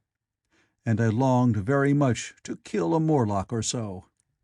Very inhuman, you may think, to want to go killing one's own descendants. But it was impossible, somehow, to feel any humanity in the things. Only my disinclination to leave Weena, and a persuasion that if I began to slake my thirst for murder, my time machine might suffer, restrained me from going straight down the gallery and killing the brutes I heard. Well, mace in one hand and Weena in the other, I went out of that gallery and into another and still larger one, which, at the first glance, reminded me of a military chapel hung with tattered flags. The brown and charred rags that hung from the sides of it I presently recognized as the decaying vestiges of books. They had long since dropped to pieces, and every semblance of print had left them. But here and there were warped boards and cracked metallic clasps that told the tale well enough. Had I been a literary man, I might, perhaps, have moralized upon the futility of all ambition. But as it was, the thing that struck me with the keenest force was the enormous waste of labor to which this somber wilderness of rotting paper testified. At the time, I will confess that I thought chiefly of the Philosophical Transactions and my own 17 papers upon physical optics. Then, going up a broad staircase, we came to what may once have been a gallery of technical chemistry, and here I had not a little hope of useful discoveries. Except at one end, where the roof had collapsed, this gallery was well preserved. I went eagerly to every unbroken case, and at last, in one of the really airtight cases, I found a box of matches. Very eagerly I tried them. They were perfectly good. They were not even damp. I turned to Weena.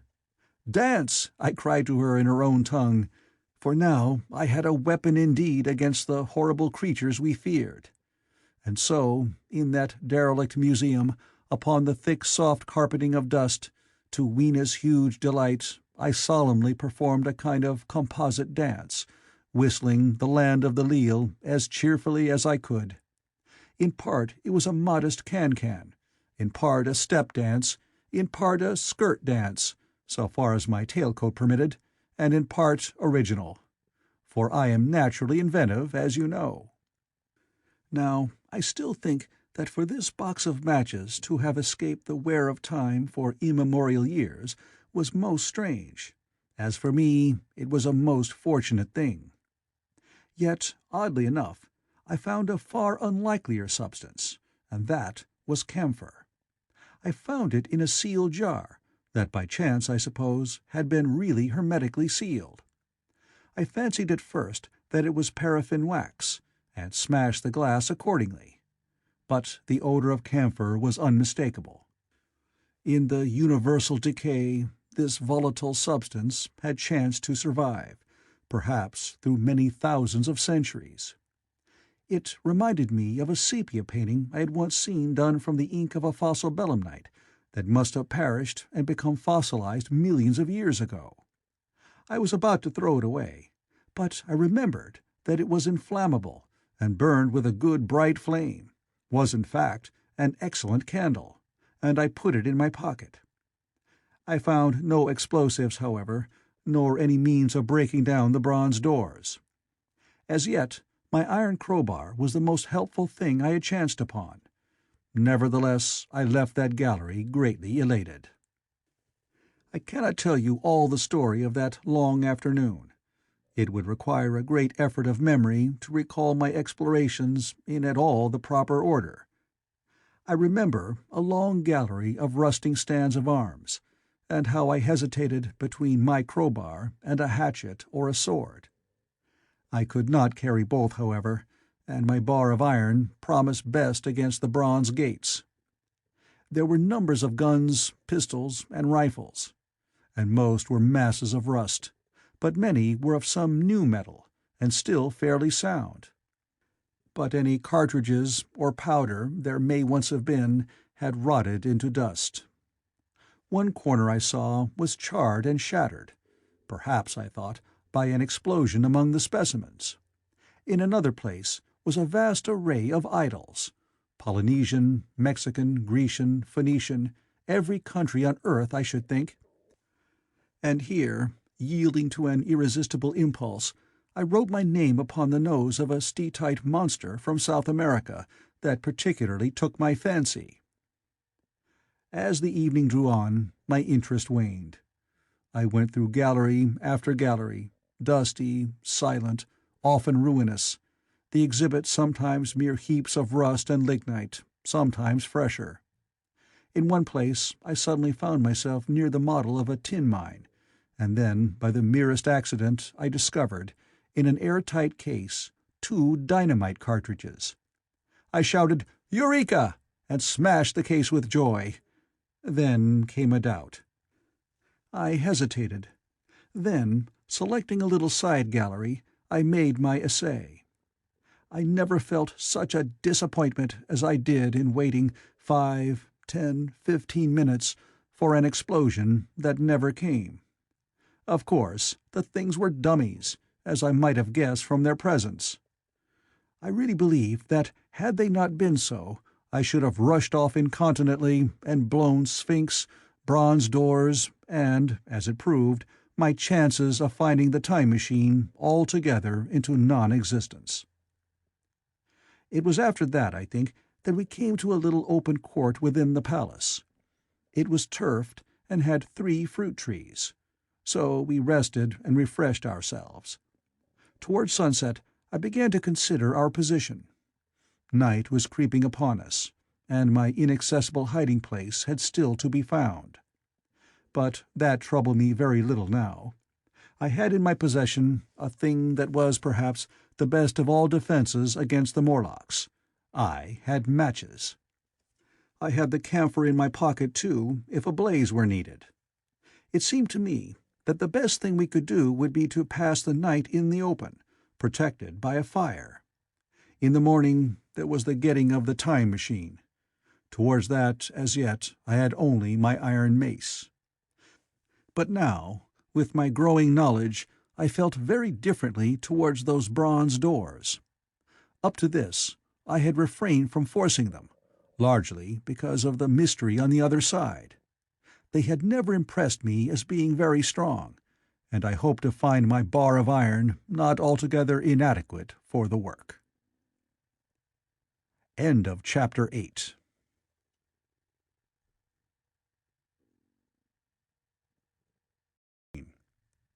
The Time Machine. Chapter 9. We emerged from the palace while the sun was still in part above the horizon. I was determined to reach the White Sphinx early the next morning, and ere the dusk I proposed pushing through the woods that had stopped me on the previous journey.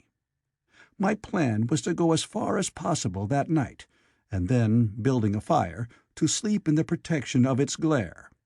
Accordingly, as we went along, I gathered any sticks or dried grass I saw, and presently had my arms full of such litter. Thus loaded, our progress was slower than I had anticipated, and besides, Weena was tired. And I began to suffer from sleepiness too, so that it was full night before we reached the wood. Upon the shrubby hill of its edge, Weena would have stopped, fearing the darkness before us. But a singular sense of impending calamity, that should indeed have served me as a warning, drove me onward. I had been without sleep for a night and 2 days, and I was feverish and irritable. I felt sleep coming upon me, and the Morlocks with it. While we hesitated, among the black bushes behind us, and dim against their blackness, I saw 3 crouching figures. There was scrub and long grass all about us, and I did not feel safe from their insidious approach. The forest, I calculated, was rather less than a mile across. If we could get through it to the bare hillside, there, as it seemed to me, was an altogether safer resting place. I thought that with my matches and my camphor I could contrive to keep my path illuminated through the woods. Yet it was evident that if I was to flourish matches with my hands, I should have to abandon my firewood. So, rather reluctantly, I put it down. And then it came into my head that I would amaze our friends behind by lighting it. I was to discover the atrocious folly of this proceeding, but it came to my mind as an ingenious move for covering our retreat. I don't know if you have ever thought what a rare thing flame must be in the absence of man and in a temperate climate. The sun's heat is rarely strong enough to burn, even when it is focused by dewdrops, as is sometimes the case in more tropical districts. Lightning may blast and blacken, but it rarely gives rise to widespread fire. Decaying vegetation may occasionally smolder with the heat of its fermentation, but this rarely results in flame. In this decadence, too, the art of fire-making had been forgotten on the earth. The red tongues that went licking up my heap of wood were an altogether new and strange thing to Weena. She wanted to run to it and play with it. I believe she would have cast herself into it had I not restrained her. But I caught her up, and in spite of her struggles, plunged boldly before me into the wood. For a little way the glare of my fire lit the path. Looking back presently, I could see, through the crowded stems, that from my heap of sticks the blaze had spread to some bushes adjacent, and a curved line of fire was creeping up the grass of the hill. I laughed at that, and turned again to the dark trees before me. It was very black, and Weena clung to me convulsively, but there was still, as my eyes grew accustomed to the darkness, sufficient light for me to avoid the stems. Overhead it was simply black, except where a gap of remote blue sky shone down upon us here and there. I struck none of my matches, because I had no hand free. Upon my left arm I carried my little one. In my right hand I had my iron bar. For some way I heard nothing but the crackling twigs under my feet, the faint rustle of the breeze above, and my own breathing, and the throb of the blood vessels in my ears. Then I seemed to know of a pattering about me. I pushed on grimly.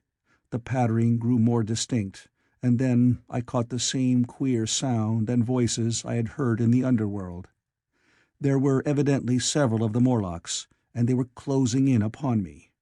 Indeed, in another minute I felt a tug at my coat, then something at my arm, and Weena shivered violently and became quite still.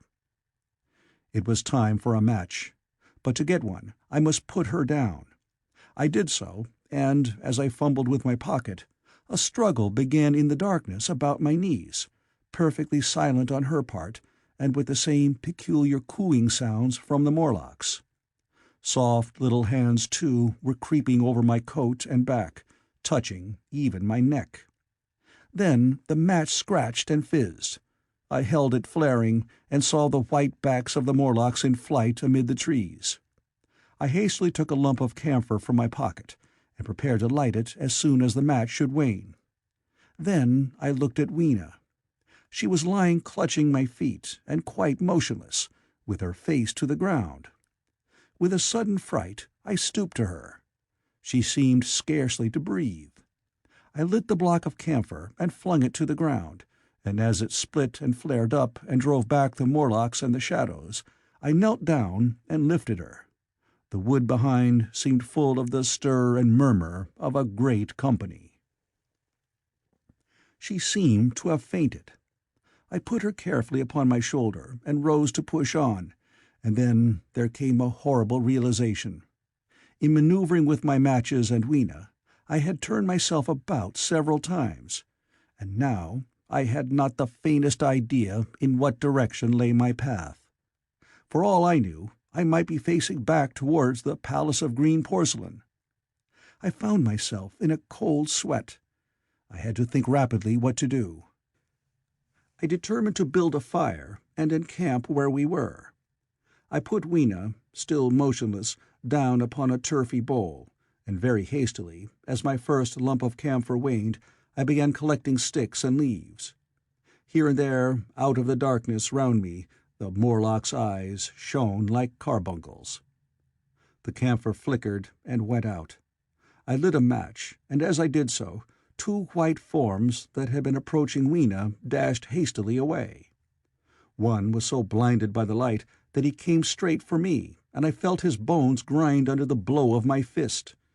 He gave a whoop of dismay, staggered a little way, and fell down. I lit another piece of camphor and went on gathering my bonfire. Presently I noticed how dry was some of the foliage above me, for since my arrival on the time machine, a matter of a week, no rain had fallen. So instead of casting about among the trees for fallen twigs, I began leaping up and dragging down branches. Very soon I had a choking, smoky fire of green wood and dry sticks, and could economize my camphor. Then I turned to where Lena lay beside my iron mace. I tried what I could to revive her, but she lay like one dead. I could not even satisfy myself whether or not she breathed. Now the smoke of the fire beat over towards me, and it must have made me heavy of a sudden. Moreover, the vapor of camphor was in the air.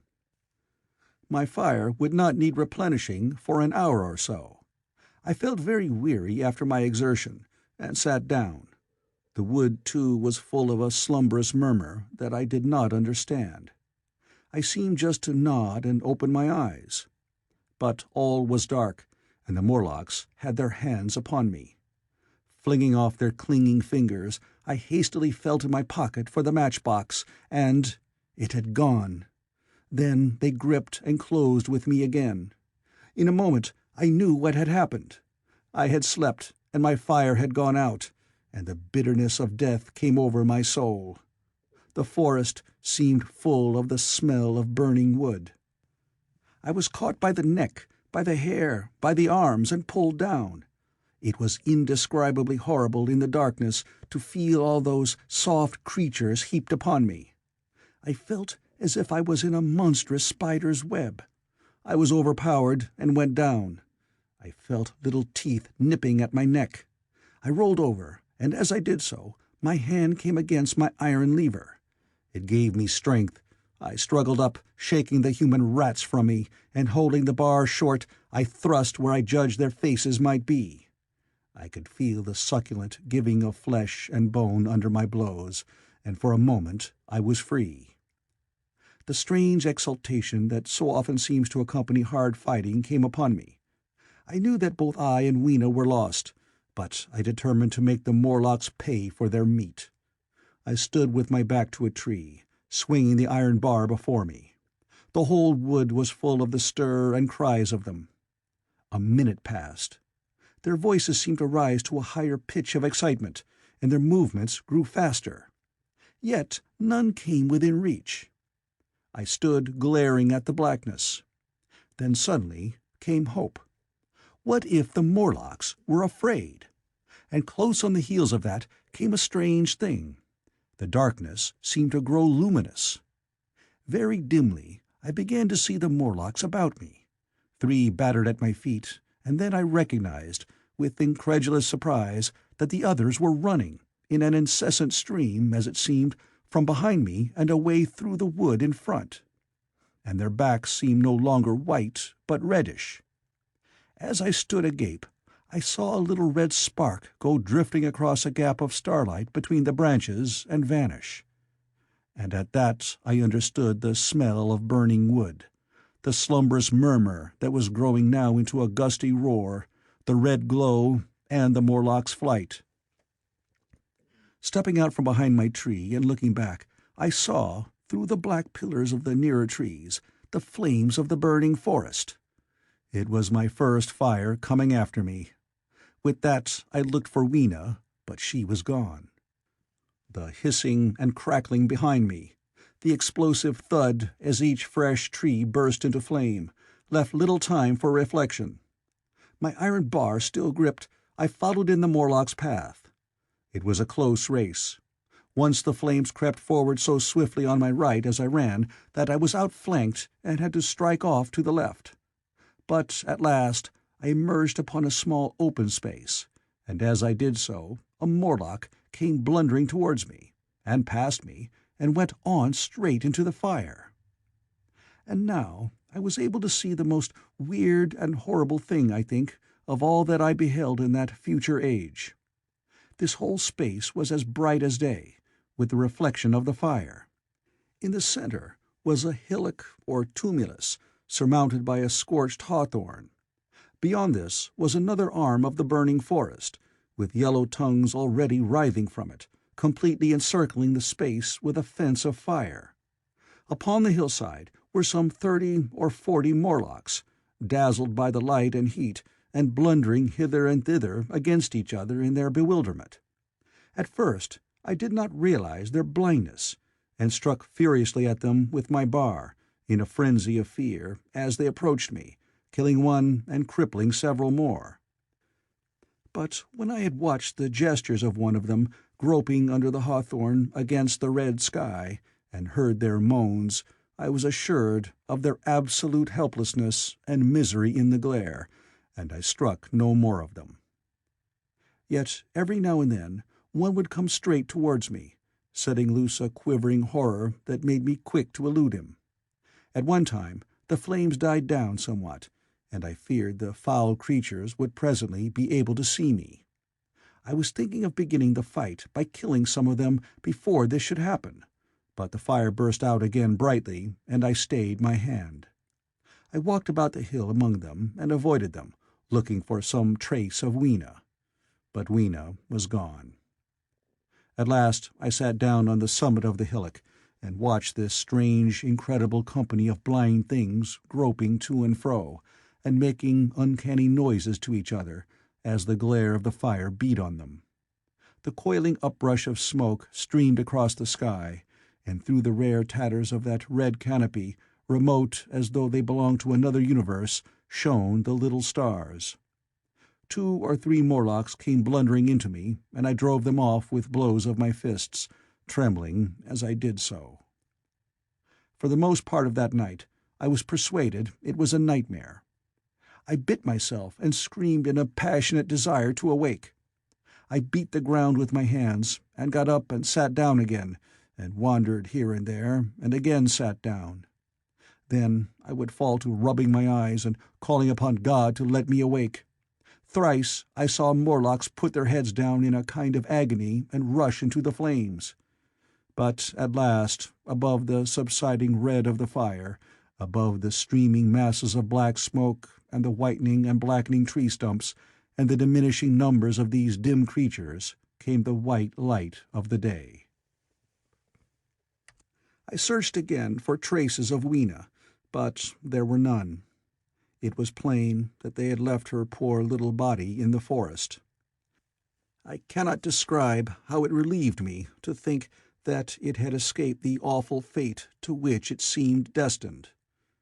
As I thought of that, I was almost moved to begin a massacre of the helpless abominations about me, but I contained myself. The hillock, as I have said, was a kind of island in the forest.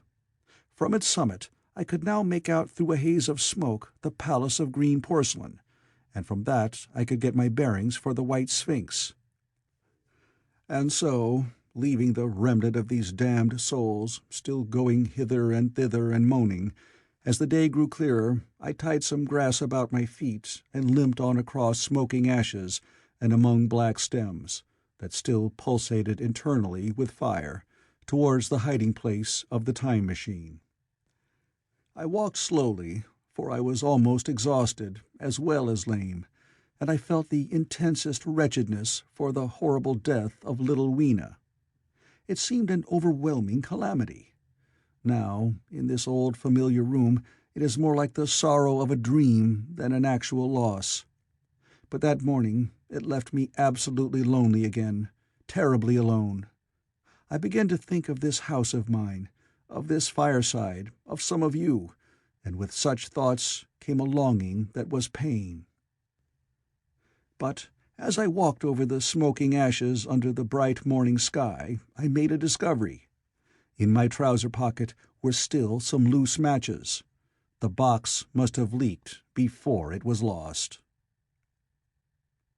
End of Chapter 9.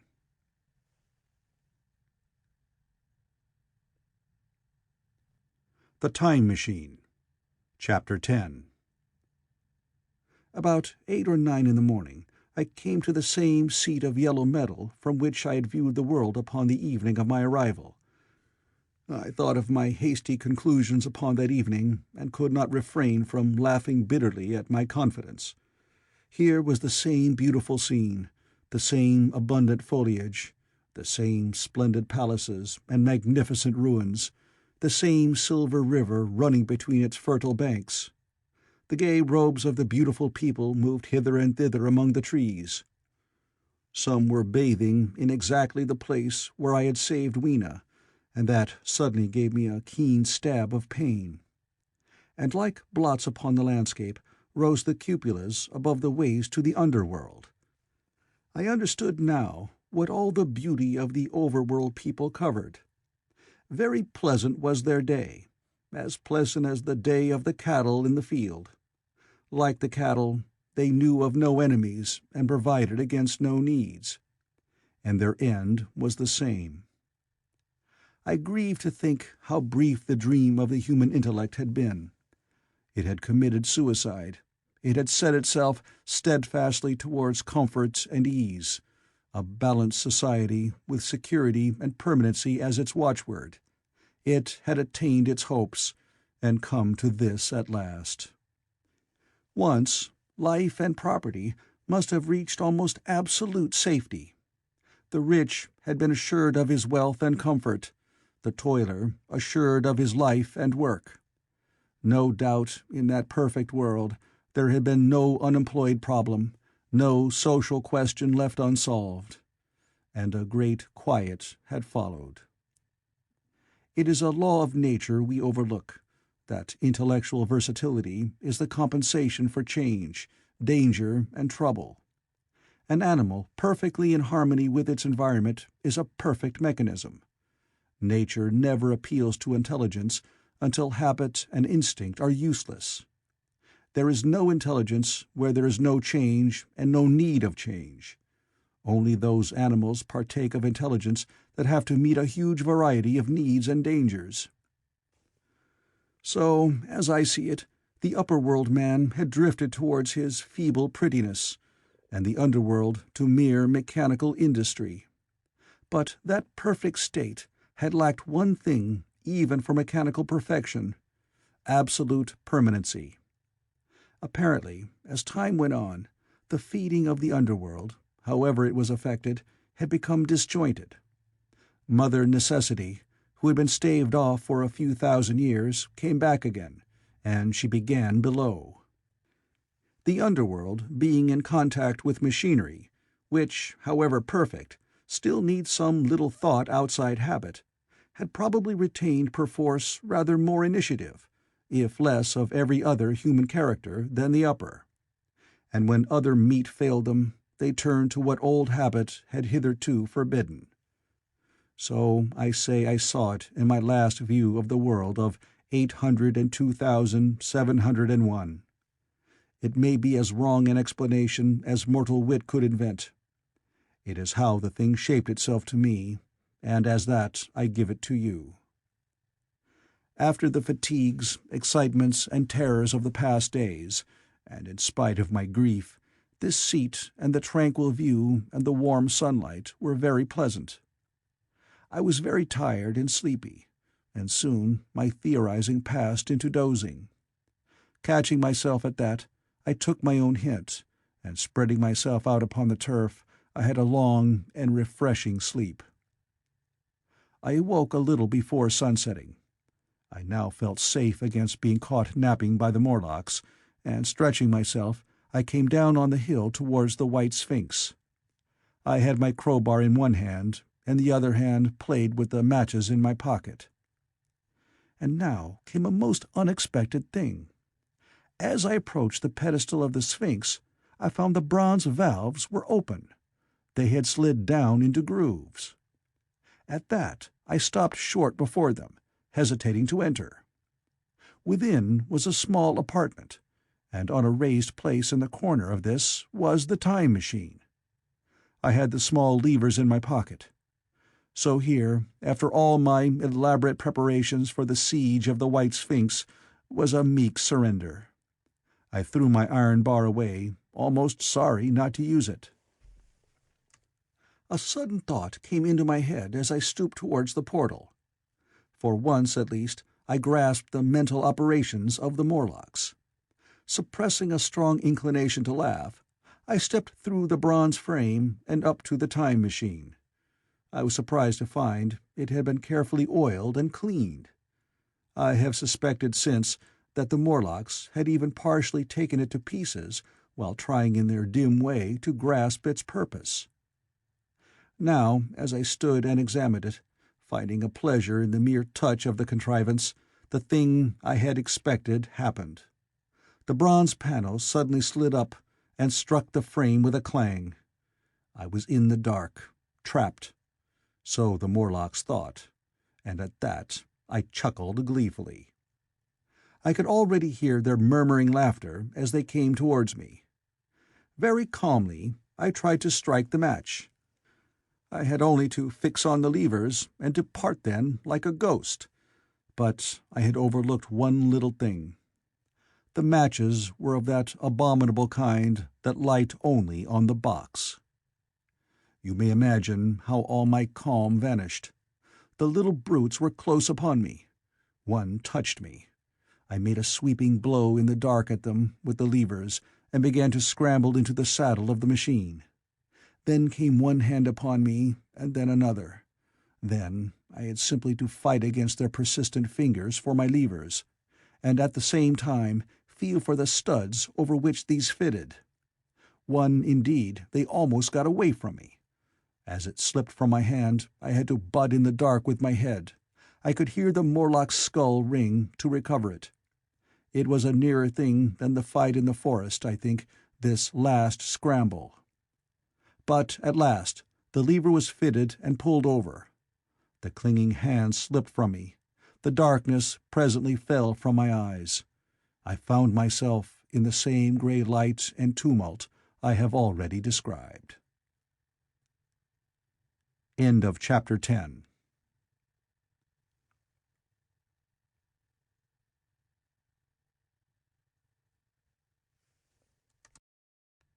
The Time Machine.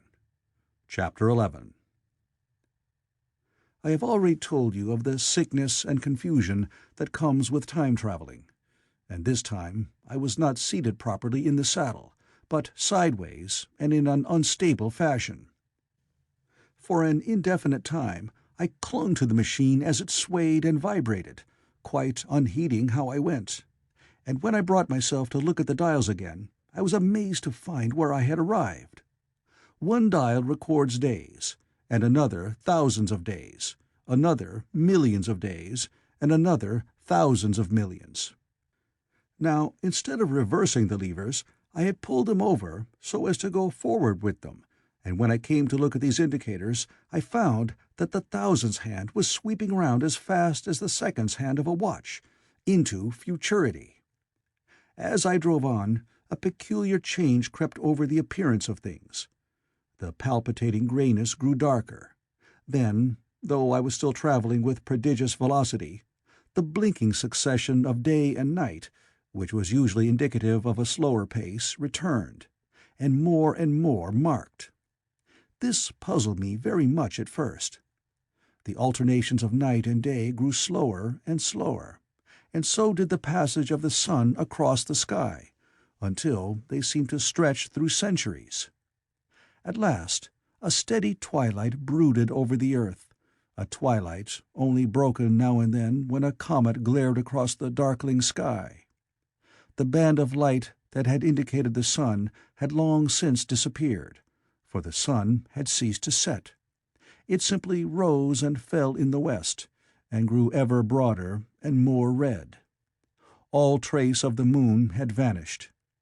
The circling of the stars, growing slower and slower, had given place to creeping points of light.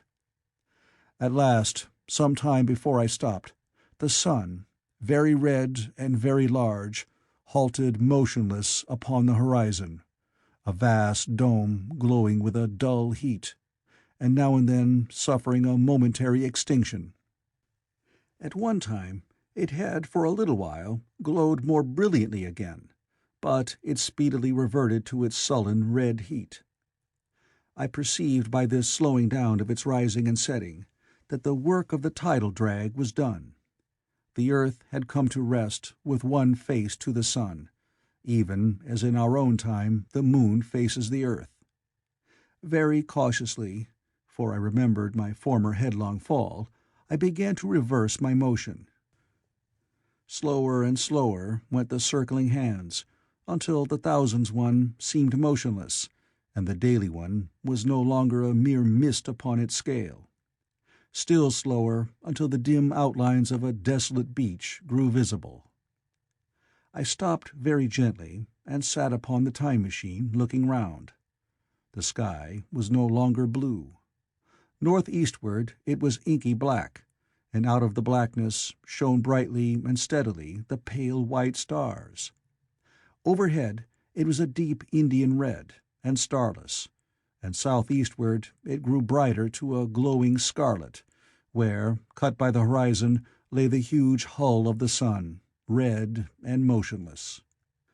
The rocks about me were of a harsh reddish color, and all the trace of life that I could see at first was the intensely green vegetation that covered every projecting point on their southeastern face.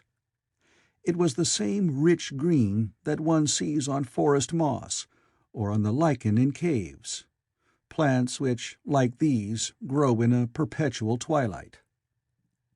The machine was standing on a sloping beach. The sea stretched away to the southwest, to rise into a sharp bright horizon against the wan sky. There were no breakers and no waves, for not a breath of wind was stirring. Only a slightly oily swell rose and fell like a gentle breathing, and showed that the eternal sea was still moving and living. And along the margin, where the water sometimes broke, was a thick incrustation of salt, pink under the lurid sky. There was a sense of oppression in my head, and I noticed that I was breathing very fast. The sensation reminded me of my only experience of mountaineering, and from that I judged the air to be more rarefied than it is now. Far away up the desolate slope, I heard a harsh scream, and saw a thing like a huge white butterfly go slanting and flittering up into the sky, and circling, disappear over some low hillocks beyond. The sound of its voice was so dismal that I shivered and seated myself more firmly upon the machine. Looking round me again, I saw that, quite near, what I had taken to be a reddish mass of rock was moving slowly towards me. Then I saw the thing was really a monstrous crab-like creature. Can you imagine a crab as large as yonder table, with its many legs moving slowly and uncertainly, its big claws swaying, its long antennae, like carters' whips, waving and feeling, and its stalked eyes gleaming at you at either side of its metallic front? Its back was corrugated and ornamented with ungainly bosses, and a greenish incrustation blotched it here and there. I could see the many palps of its complicated mouth flickering and feeling as it moved. As I stared at this sinister apparition crawling towards me, I felt a tickling on my cheek, as though a fly had lighted there. I tried to brush it away with my hand, but in a moment it returned, and almost immediately came another by my ear. I struck at this and caught something thread-like. It was drawn swiftly out of my hand. With a frightful qualm I turned, and saw that I had grasped the antenna of another monster crab that stood just behind me. Its evil eyes were wriggling on their stalks, its mouth was all alive with appetite, and its vast ungainly claws, smeared with an algal slime, were descending upon me. In a moment my hand was on the lever, and I had placed a month between myself and these monsters. But I was still on the same beach, and saw them distinctly now as soon as I stopped. Dozens of them seemed to be crawling here and there, in the sombre light among the foliated sheets of intense green. I cannot convey the sense of abominable desolation that hung over the world. The red eastern sky, the northward blackness, the salt dead sea, the stony beach crawling with these foul, slow-stirring monsters, the uniform poisonous-looking green of the lichenous plants, the thin air that hurts one's lungs, all contributed to an appalling effect. I moved on 100 years, and there was the same red sun, a little larger, a little duller, the same dying sea, the same chill air, and the same crowd of earthy crustacea creeping in and out among the green weed and the red rocks. And in the westward sky I saw a curved pale line like a vast new moon. So I travelled, stopping ever and again in great strides of 1,000 years or more, drawn on by the mystery of the earth's fate, watching with a strange fascination the sun grow larger and duller in the westward sky, and the life of the old earth ebb away. At last, more than 30 million years hence, the huge red-hot dome of the sun had come to obscure nearly 1/10 part of the darkling heavens. Then I stopped once more, for the crawling multitude of crabs had disappeared, and the red beach, save for its livid green liverworts and lichens, seemed lifeless. And now it was flecked with white. A bitter cold assailed me. Rare white flakes ever and again came eddying down. To the northeastward the glare of snow lay under the starlight of the sable sky, and I could see an undulating crest of hillocks pinkish white. There were fringes of ice among the sea margin, with drifting masses further out, but the main expanse of that salt ocean, all bloody under the eternal sunset, was still unfrozen. I looked about me to see if any traces of animal life remained. A certain indefinable apprehension still kept me in the saddle of the machine. But I saw nothing moving, in earth or sky or sea. The green slime on the rocks alone testified that life was not extinct. A shallow sandbank that appeared in the sea and the water had receded from the beach. I fancied I saw some black object flopping about upon this bank, but it became motionless as I looked at it, and I judged that my eye had been deceived, and that the black object was merely a rock.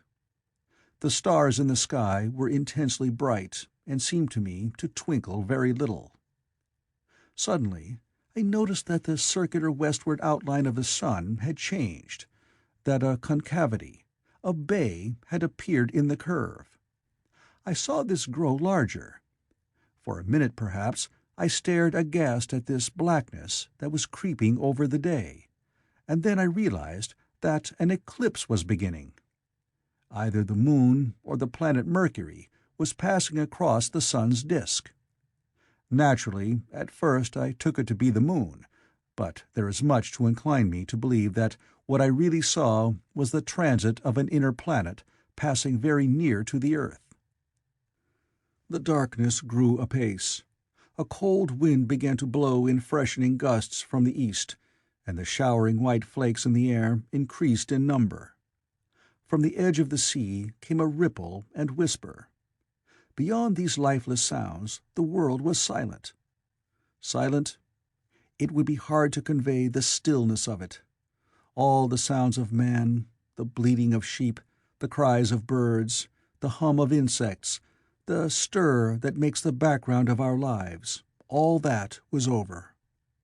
As the darkness thickened, the eddying flakes grew more abundant, dancing before my eyes, and the cold of the air more intense. At last, one by one, swiftly, one after the other, the white peaks of the distant hills vanished into blackness. The breeze rose to a moaning wind. I saw the black central shadow of the eclipse sweeping towards me. In another moment the pale stars alone were visible. All else was rayless obscurity. The sky was absolutely black. A horror of this great darkness came on me. The cold that smote to my marrow, and the pain I felt in breathing, overcame me. I shivered, and a deadly nausea seized me. Then, like a red-hot bow in the sky, appeared the edge of the sun. I got off the machine to recover myself. I felt giddy and incapable of facing the return journey. As I stood sick and confused, I saw again the moving thing upon the shoal. There was no mistake now that it was a moving thing, against the red water of the sea. It was a round thing, the size of a football perhaps, or it may be bigger, and tentacles trailed down from it. It seemed black against the weltering blood-red water, and it was hopping fitfully about.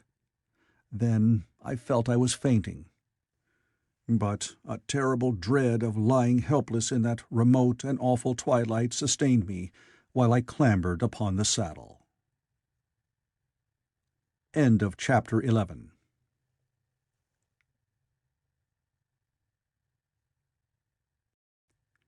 The Time Machine. Chapter 12. So I came back. For a long time I must have been insensible upon the machine. The blinking succession of the days and nights was resumed. The sun got golden again, the sky blue. I breathed with greater freedom. The fluctuating contours of the land ebbed and flowed. The hand spun backward upon the dials. At last I saw again the dim shadows of houses, the evidences of decadent humanity. These too changed and passed, and others came. Presently, when the million dial was at zero, I slackened speed. I began to recognize our own petty and familiar architecture. The thousands hand ran back to the starting point. The day and night flapped slower and slower. Then the old walls of the laboratory came round me. Very gently now I slowed the mechanism down.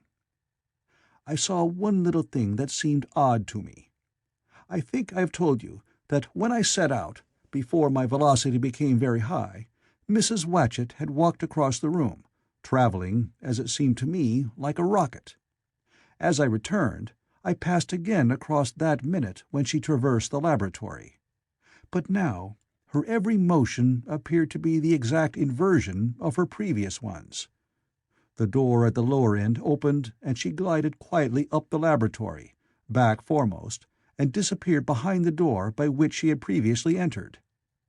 Just before that, I seemed to see Hillier for a moment, but he passed like a flash. Then I stopped the machine and saw about me again the old familiar laboratory, my tools, my appliances, just as I had left them. I got off the thing, very shaky, and sat down upon my bench. For several minutes I trembled violently. Then I became calmer. Around me was my old workshop again, exactly as it had been. I might have slept there, and the whole thing had been a dream. And yet, not exactly. The thing had started from the southeast corner of the laboratory. It had come to rest again in the northwest, against the wall where you saw it.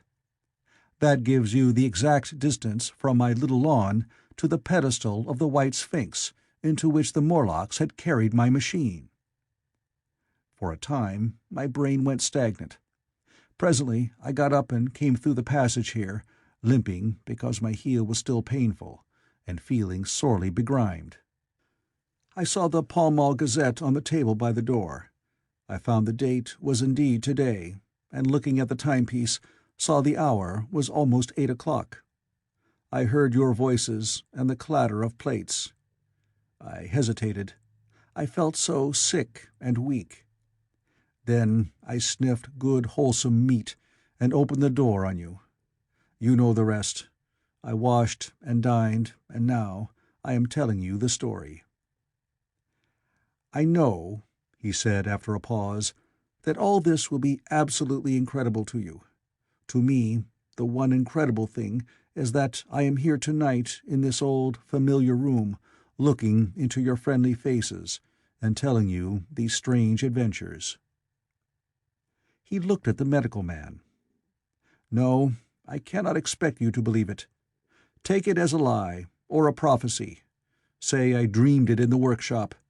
Consider I have been speculating upon the destinies of our race until I have hatched this fiction.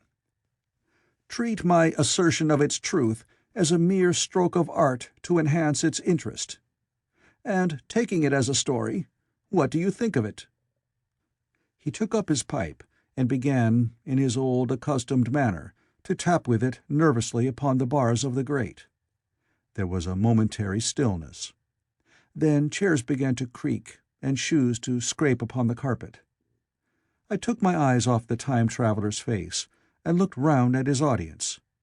They were in the dark, and little spots of color swam before them.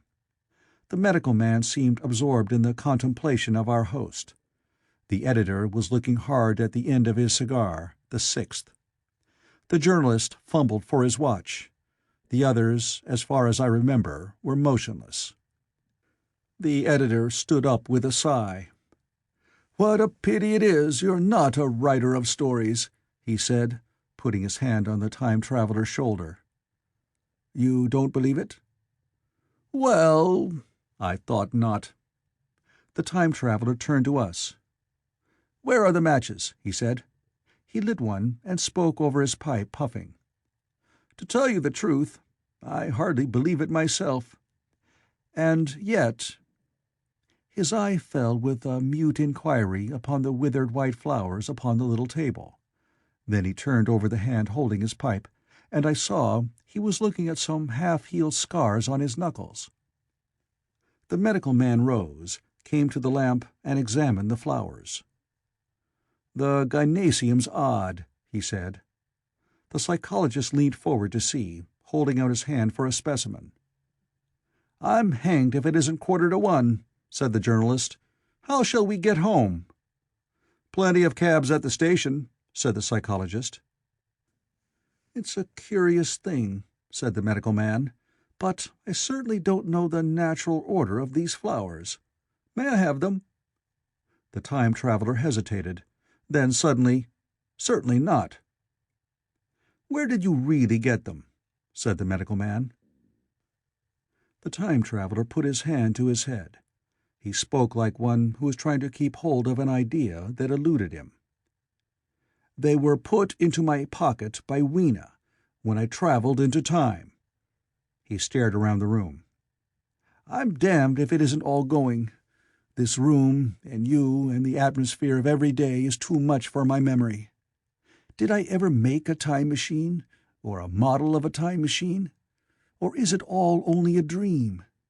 They say life is a dream, a precious poor dream at times, but I can't stand another that won't fit. It's madness. And where did the dream come from? I must look at that machine, if there is one." He caught up the lamp swiftly and carried it, flaring red, through the door into the corridor. We followed him. There in the flickering light of the lamp was the machine sure enough, squat, ugly, and askew. A thing of brass, ebony, ivory, and translucent glimmering quartz.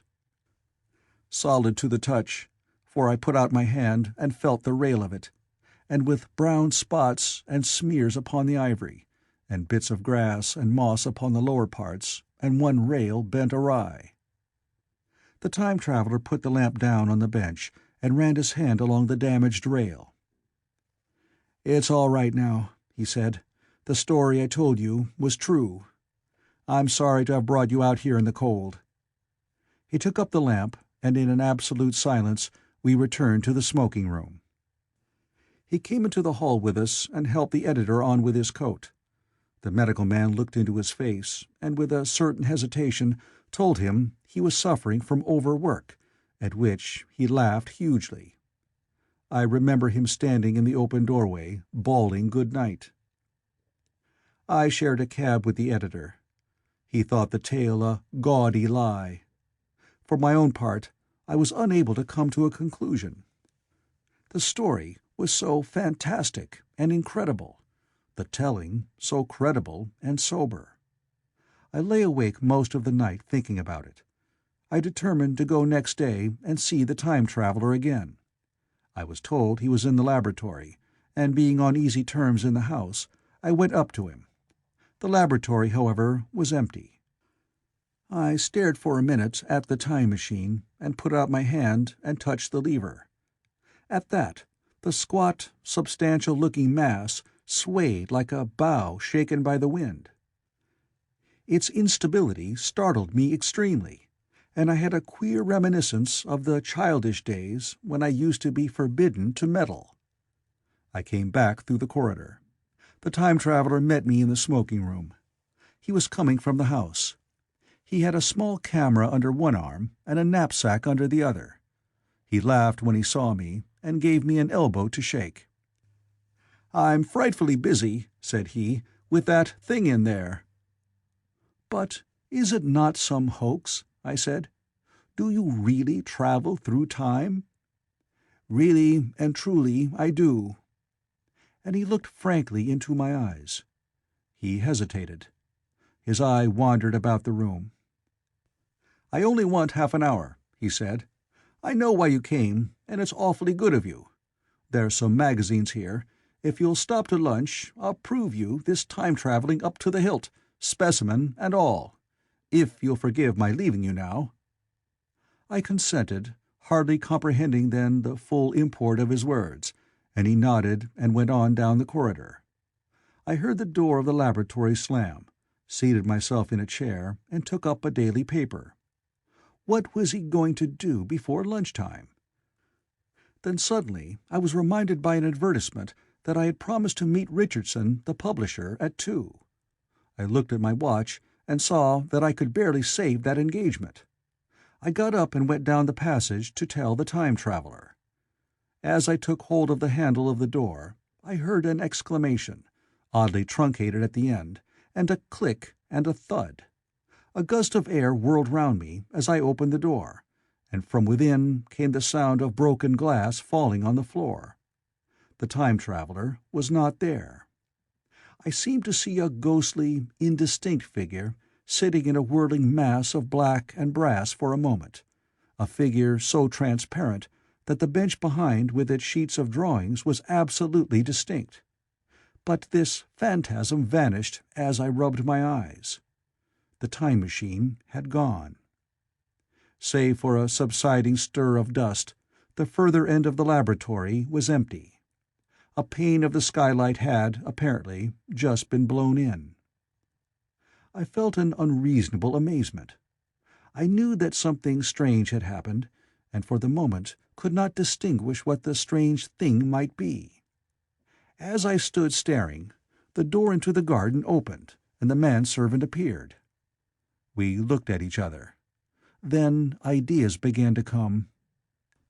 "Has Mr. gone out that way?" said I. "No, sir. No one has come out this way. I was expecting to find him here." At that I understood. At the risk of disappointing Richardson, I stayed on, waiting for the time traveler, waiting for the second, perhaps still stranger story, and the specimens and photographs he would bring with him. But I am beginning now to fear that I must wait a lifetime. The time traveler vanished 3 years ago, and, as everybody knows now, he has never returned. Epilogue. One cannot choose but wonder. Will he ever return? It may be that he swept back into the past, and fell among the blood-drinking, hairy savages of the age of unpolished stone, into the abysses of the Cretaceous Sea, or among the grotesque saurians, the huge reptilian brutes of the Jurassic times. He may even now, if I may use the phrase, be wandering on some plesiosaurus-haunted oolitic coral reef, or beside the lonely saline lakes of the Triassic Age. Or did he go forward, into one of the nearer ages, in which men are still men, but with the riddles of our own time answered and its wearisome problems solved? Into the manhood of the race, for I, for my own part, cannot think that these latter days of weak experiment, fragmentary theory, and mutual discord are indeed man's culminating time. I say, for my own part, he, I know, for the question had been discussed among us long before the time machine was made, thought but cheerlessly of the advancement of mankind, and saw in the growing pile of civilization only a foolish heaping that must inevitably fall back upon and destroy its makers in the end. If that is so, it remains for us to live as though it were not so. But to me the future is still black and blank, is a vast ignorance, lit at a few casual places by the memory of his story. And I have by me, for my comfort, 2 strange white flowers, shriveled now and brown and flat and brittle, to witness that even when mind and strength had gone, gratitude and a mutual tenderness still lived on in the heart of man. The End of the Time Machine by H. G. Wells.